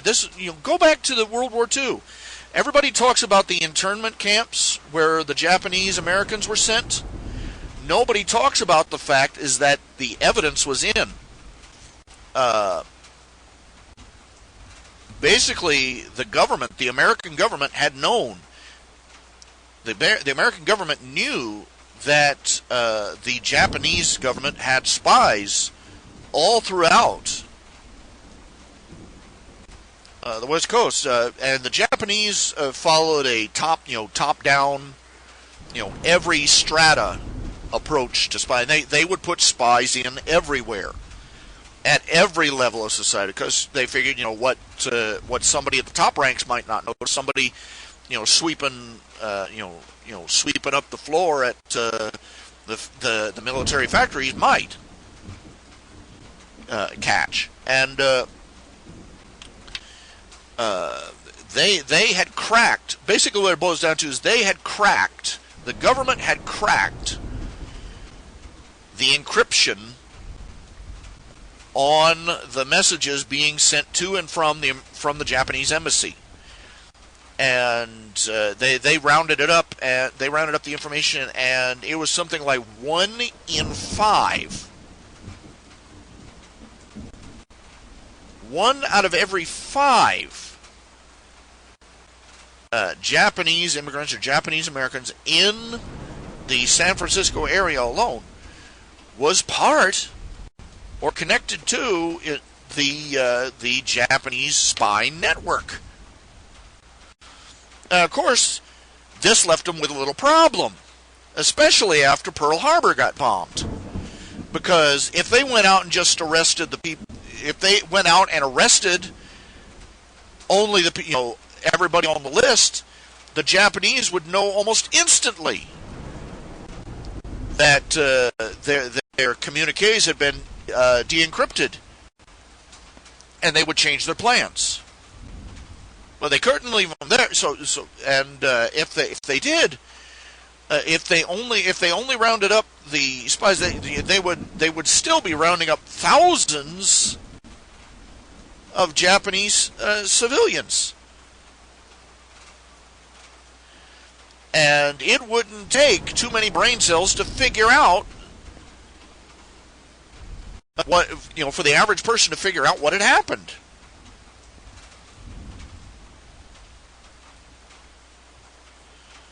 And that would leave all the other Japanese people in those areas in incredible danger.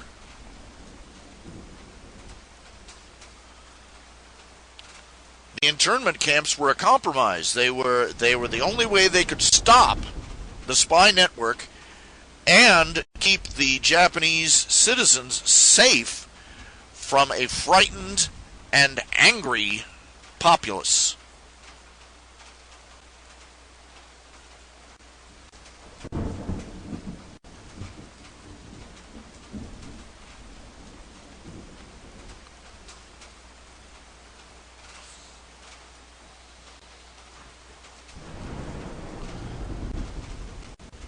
And they had to sit on this information for the sake of the war effort for decades.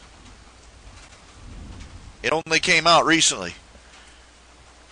And even though we caught thousands of spies, the left has been just flogging the American people and the American government for this horrible injustice, which turns out to have been a desperate necessity in a time of war.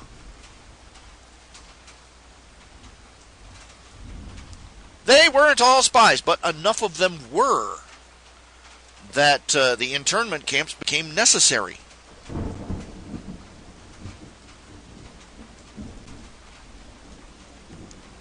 In the 40s, it was the Japanese.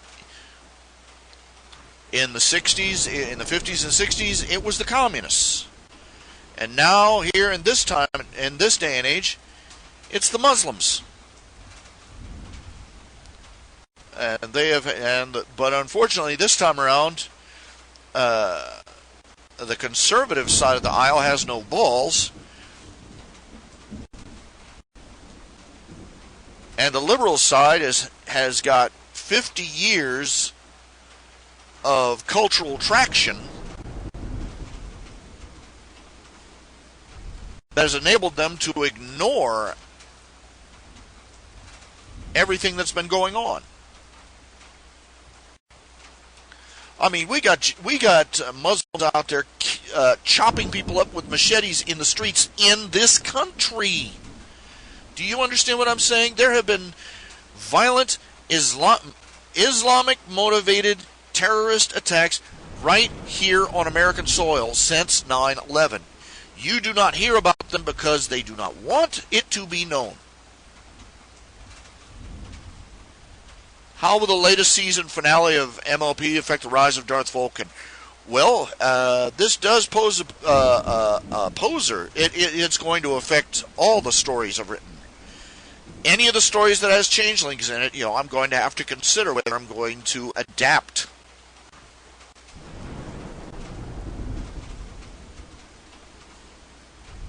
my stories to match.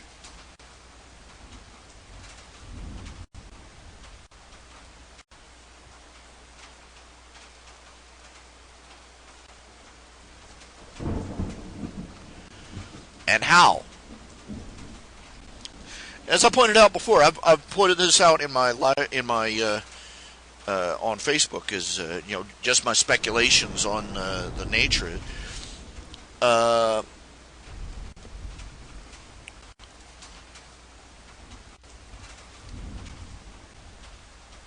Why would they change back like that?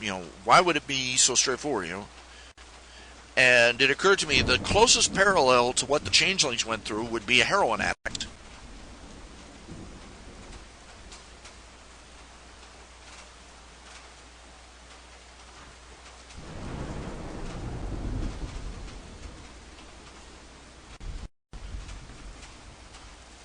Presumably, Chrysalis or her predecessor, whoever that might have been, the changelings obviously can live on emotional energy, or emotional energy and magical energy is the same thing for them.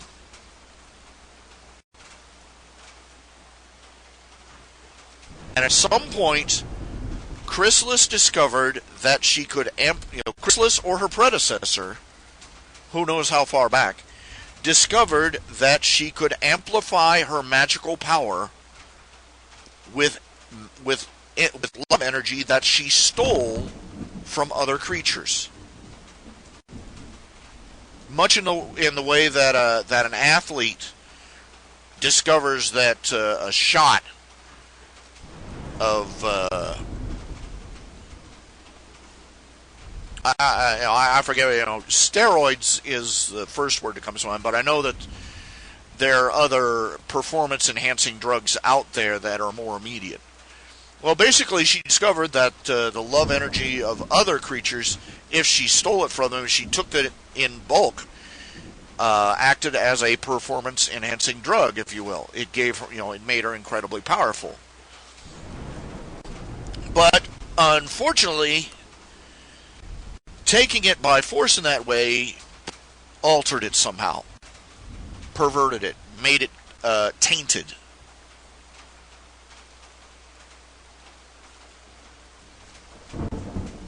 And basically she turned into an addict. Even as it was increasing her power and her performance and her capability, it was turning her into, that. And basically she spread that addiction to the rest of her species.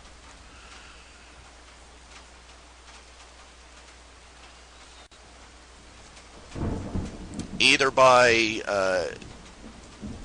convincing them that it was the path to greater power, or by draining them forcibly herself and forcing them to steal more energy for her.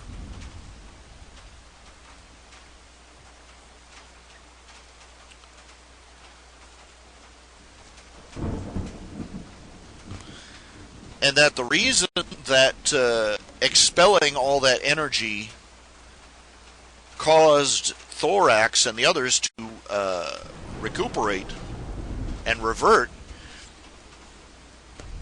basically the first step in recovery from addiction is purging the contaminant from your body.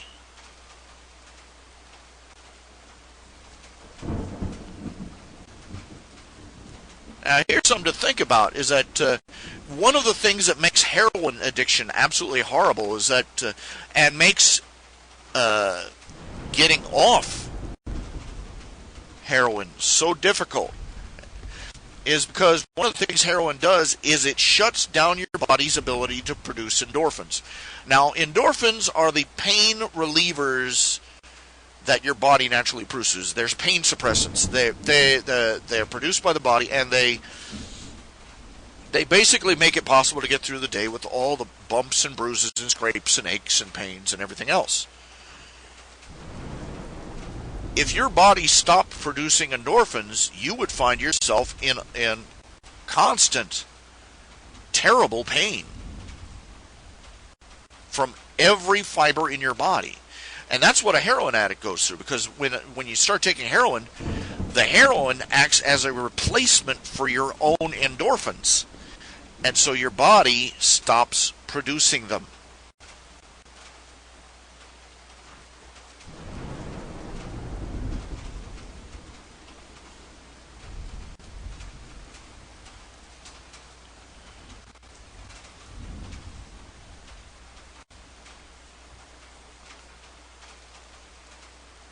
So when a heroin addict says fix, they really need fix. They are in pain at that point. And it only gets worse, and it is several days of brutal pain. That's why it's so incredibly difficult for a heroin addict to get off the stuff in the first place, much less stay off it. And I think a more realistic portrayal of Thorax's reversion would probably have been a bit more of an ordeal. Basically, it boils down to the fact that Chrysalis is an addict who refused help. Probably because she's been spending love energy so long her body can no longer produce it. The reason Thorax was able to resist? Simple. People, not everybody succumbs in the same way. Not everybody is equally susceptible to addiction. So, Thorax was probably one of the lucky few who had a natural resistance to the consequences of being a born addict.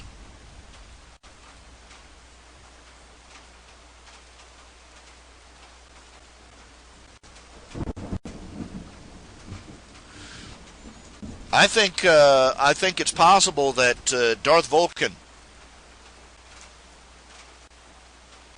it hasn't been demonstrated yet, but Darth Vulcan is trying to figure out how to break how to free the changelings from the bond to him.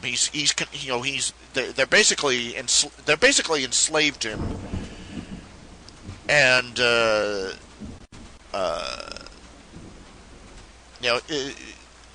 it's his, he does feel a little bit of compassion for him, but mostly it's just the fact it freaks him out and it creeps him out, and he doesn't want to be tethered by some magical umbilical cord to anybody. So he's been trying to figure this out. He's going to, more than likely, Darth Vulcan is going to stumble across what the real issue is with the changelings. That the changelings are heroin addicts, basically, and every generation, well, like crack babies, every generation is born with this addiction.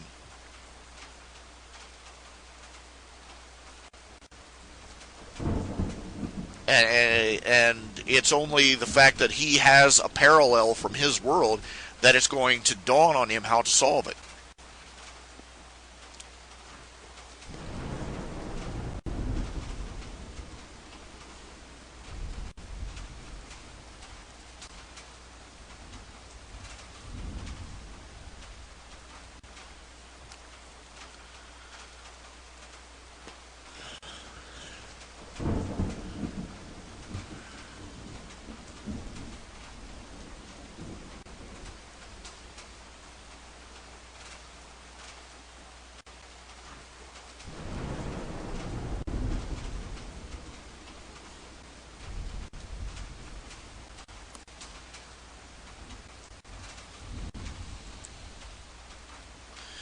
It does raise a question of what I'm going to be doing with, for instance, the Nyx verse.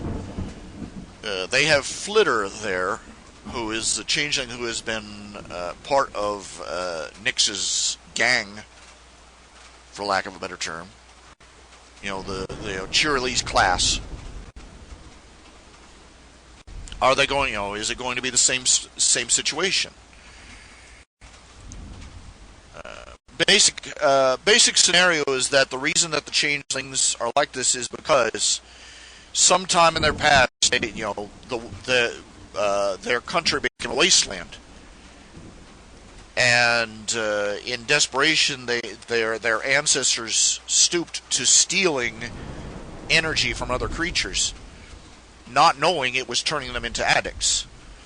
And every subsequent generation of changelings for thousands of years has been basically born a crack addict.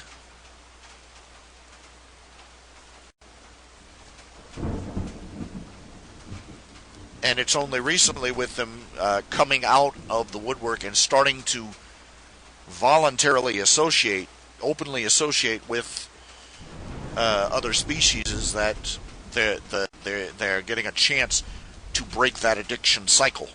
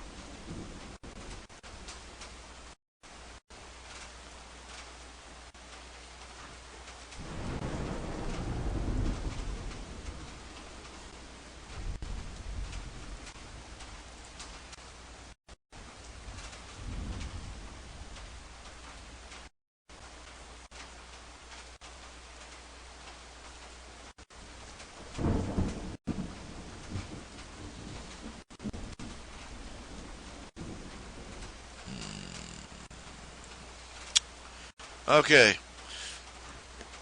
How many elder people out there are kind of stressing out about the election tomorrow?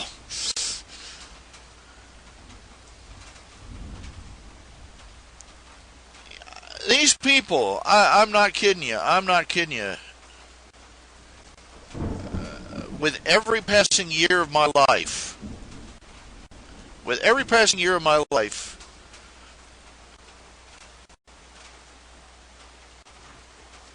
uh, I grow a little bit more wary of the possibility that this election, those corrupt people in power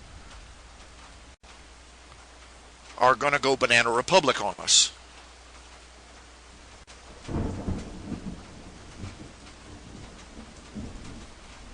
And no, I don't mean the ridiculously overpriced clothing store.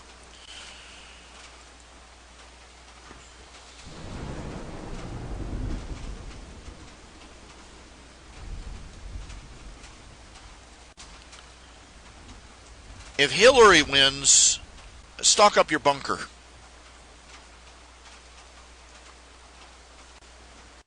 That woman is unbelievably evil, and quite frankly, all the odds are in. It's obvious that Trump is going to, if the election isn't corrupted completely, Trump is going to win by a landslide.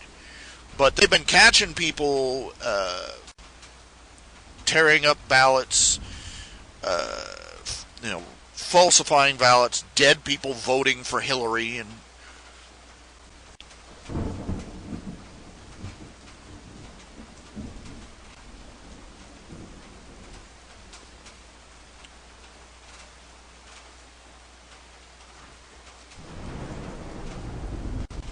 I'm stressed mostly because I can't run. If it gets bad,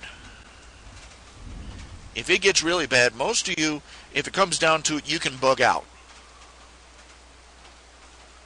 Me, I can't even manage a fast shuffle from one end of my house to the other. So, I'll probably die where I stand. Am I saying this? Am I exaggerating? Am I being hysterical? Am I being melodramatic? Am I? I can show you pictures of Iran from 50 years ago. It looked like pictures of streets in Iran from 30 or 40 years ago. They look, you wouldn't be able to tell the difference between downtown Iran, a downtown street in Iran, a downtown street in America. And now, you can't see nothing for the bomb craters.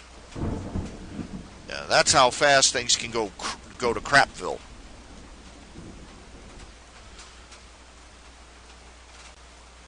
There's a saying, trust in God but tie up your camel. The Lord's will be done. But take into account that sometimes you're going to have to run to get out of the blast zone.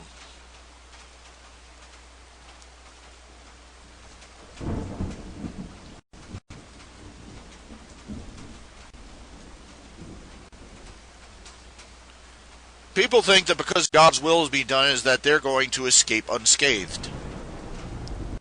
Or that they're going to come through with minimal harm.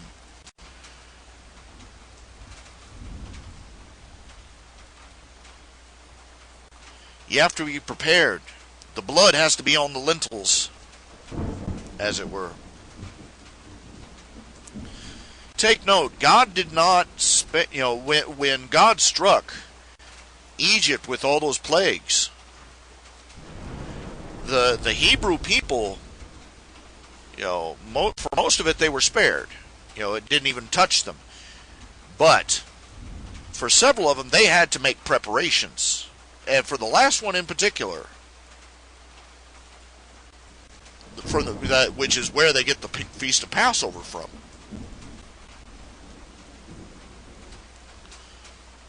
God's will be done, but if God's people aren't prepared for it, they won't be spared the fallout.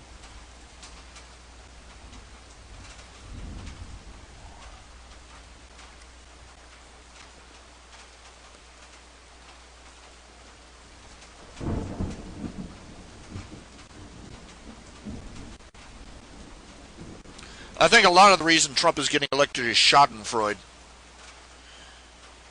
We know that everybody in Washington D.C. hates him. So if he gets in the White House, he's gonna make all of them absolutely miserable. Sort of like they've done for us. Well, it's true. Voting is important, but voting isn't nearly enough to qualify as doing what needs to be done.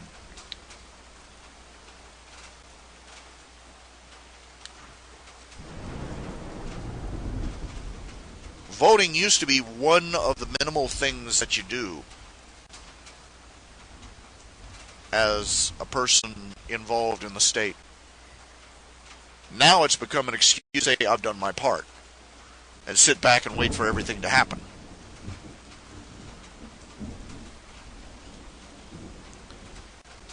If I told you, you really need to put up a fire alarm in your house, a smoke detector, and a fire extinguisher wouldn't be a bad idea either. You'd consider me sensible.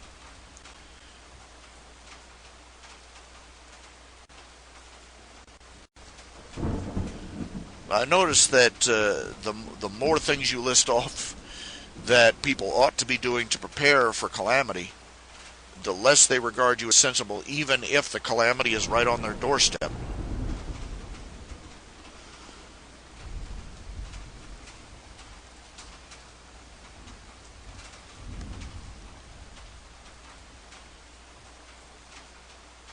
Do you have a gun? Good. Do you have lots of ammo? Good. Are you prepared to use them?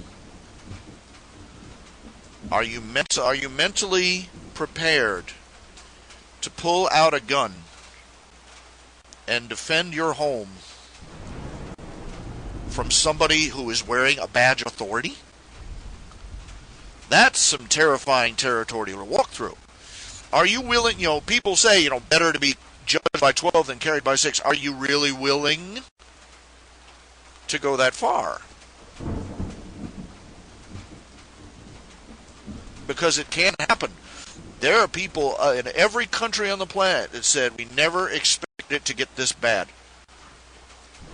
Every Jew in the concentration camps, we never thought it could get this bad.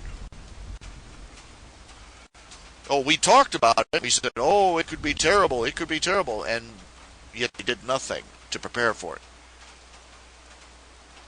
That's what I always thought it was. When I was a kid, I always wondered, why didn't they run? Why didn't the Jews run? They knew who Hitler was. They knew what he stood for. He wrote a book describing what he was going to do when he got in power. Why weren't they thundering for the borders?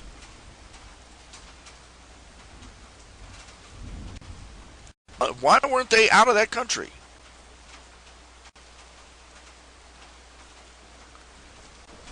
I can say now, most people, the old boiled frog. That old urban myth about a frog sitting in a pot of water and not noticing the temperature rising until he's cooked.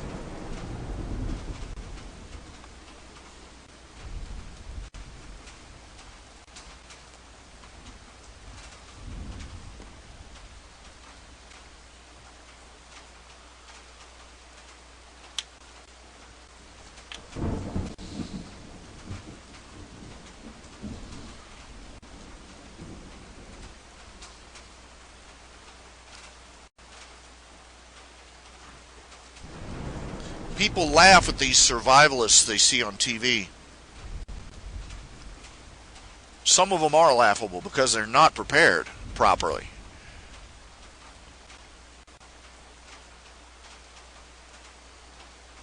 And I got to question the wisdom of any survivalist or doomsday prepper who goes on a national TV show. So they go, this is my bunker.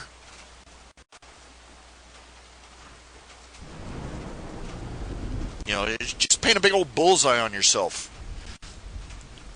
The grasshopper and the ant. What most people don't consider is the version of the story where the grasshopper rounds up all his friends and does a raid on the ant's hip.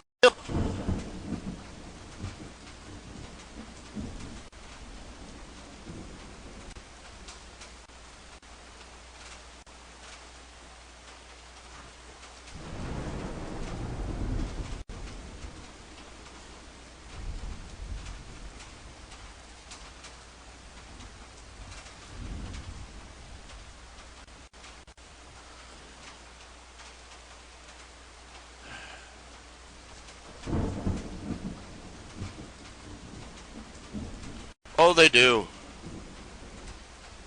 Everyone thinks that it won't happen to me. You have to believe that you're going to beat the odds on some level. You have to think that on some level, or you wouldn't be able to get out of bed in the morning.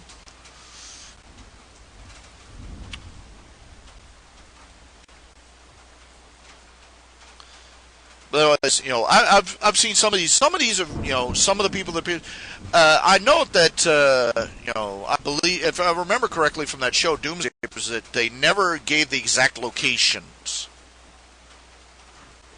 I remember that much. Now, several of these people were much more open about their survival approach. There was one married couple. Among other things, they're very socially active. They already had, before they became Doomsday Preppers, they already had self-defense. They taught self-defense courses for women, handgun classes, that kind of thing, and they expanded it. Now, what this woman did, I was really impressed with this woman. They had a marvelous setup, marvelous home. And they had stockpiled food. And their goal was at her goal, she was a chef. She was a chef. And she pointed out, what good is all the food you save in the world if you can't stand to eat it? And she made a point. She has classes and courses. She shows how to make marvelous meals out of shelf-safe food. Basically, food that doesn't need refrigerated or any special storage.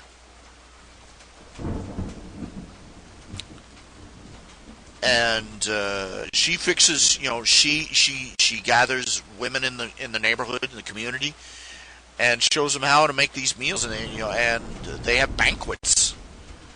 This food that you would call survivalist food, and she turns it into gorgeous gourmet meals.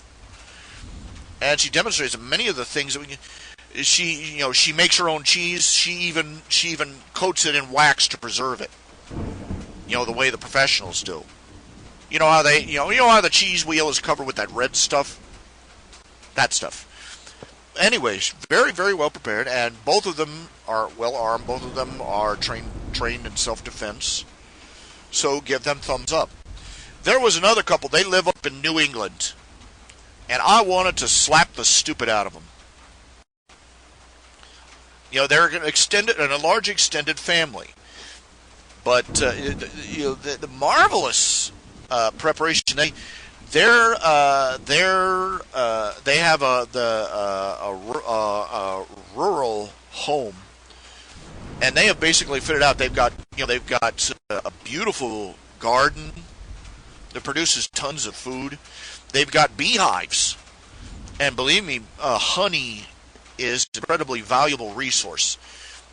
Not just as a food, but it also can be used to preserve other foods, and it can be used as a medicine. It has antibiotic properties. It can be used as a wound dressing, and the list goes on. And they have beehives, and they have small animals, goats and livestock. They basically have a farm, and they make their own clothes, the whole 9 yards, but they don't have any guns. And they're horrified at the notion, and they were asked, do you have any firearms or any weapons to defend yourself? Oh, no. And they were asked straight up. They asked them straight up. They asked the family members straight up. The oldest son, who is an adult, physically if not mentally, they asked him, what if a bunch of raiders come riding up the street in a pickup truck with guns and and proceed to demand you hand over anything? And they said, we'll hold a feast. We'll hold our spread. We'll show them how bountiful we can live if we all work together in harmony. And these people are committing. These people have found a fantastic way to commit suicide in slow motion. These people are not preppers. They're putzes.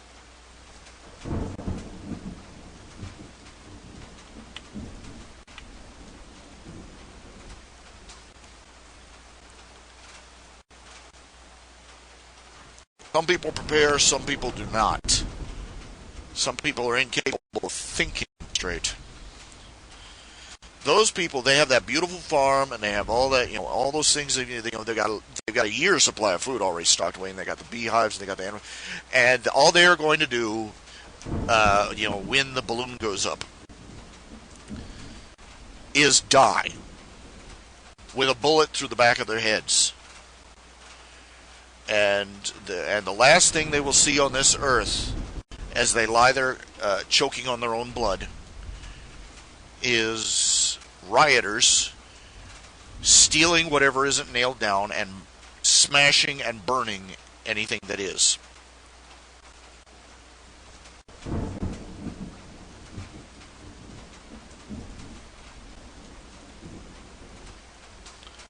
And it's a tragedy, because people like that would be, people with skills like that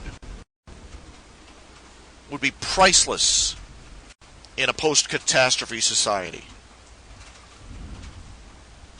For whatever reason, the government breaks down, or our electrical infrastructure collapses, or anything, any of the other 10,000 scenarios that are possible.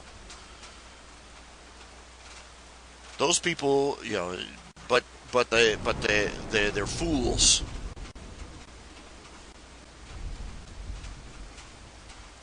Even Jesus told his followers to buy yourself a sword, and if they didn't have money to buy a sword, to sell their cloak and use the money to buy a sword.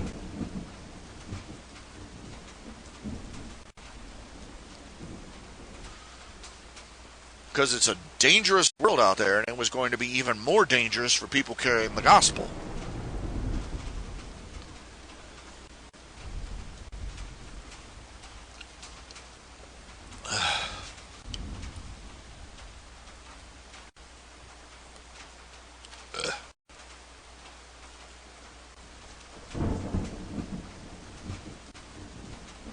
And I weep for those people. They seem like such nice people, too.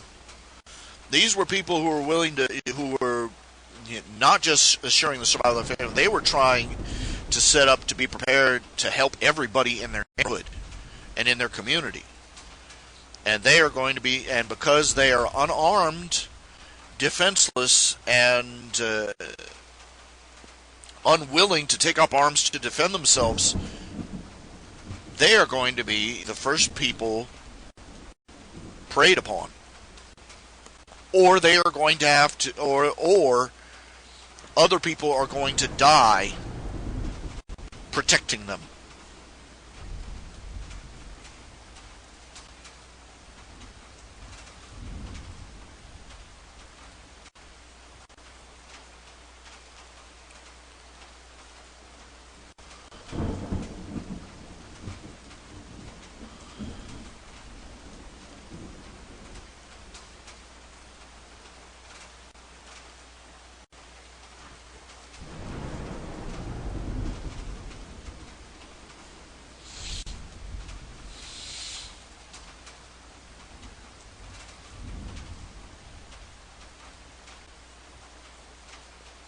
That's what's horrible about pacifism.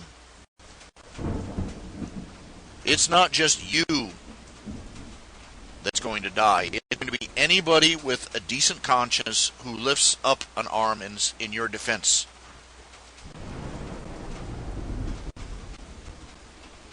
It's a tragedy.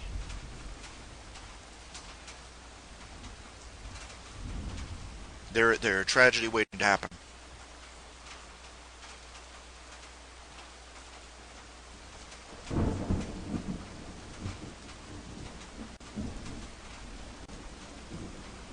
Of course, they had a couple of so-called doomsday preppers who lived in rented apartments in big cities.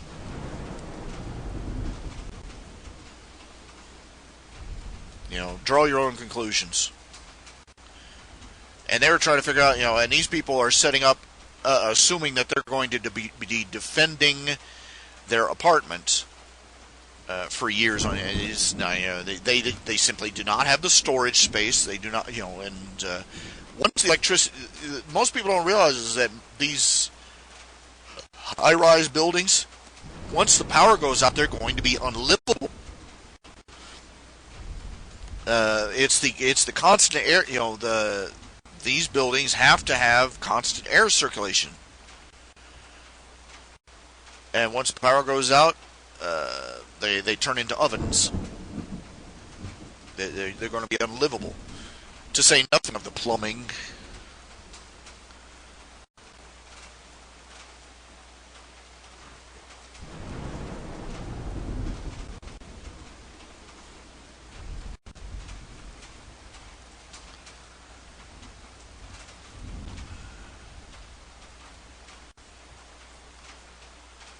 If you're living in an apartment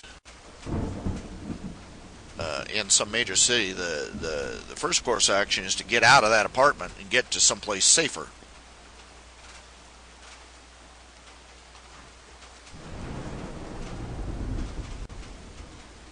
There's no course of action that isn't going to have problems. Let's face it. Fleeing by car is going to be a joke. You've seen The Walking Dead. You saw how that turned out. Give them points for getting that right.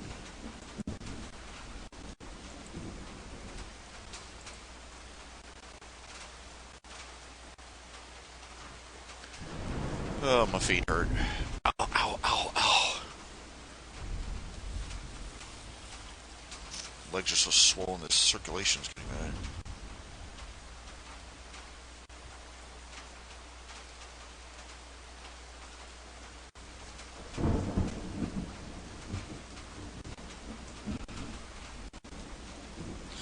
Okay, it is 10 o'clock.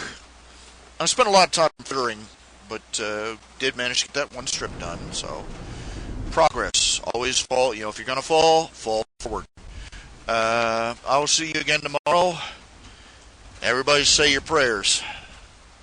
It's the big one. Ah! American election.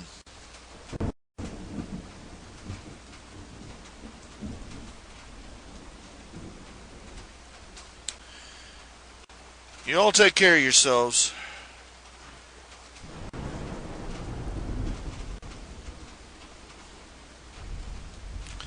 If you can, toss a penny in the hat if you can, because times are tight. We all, need all the help I can get. You all have yourselves a nice night. All right.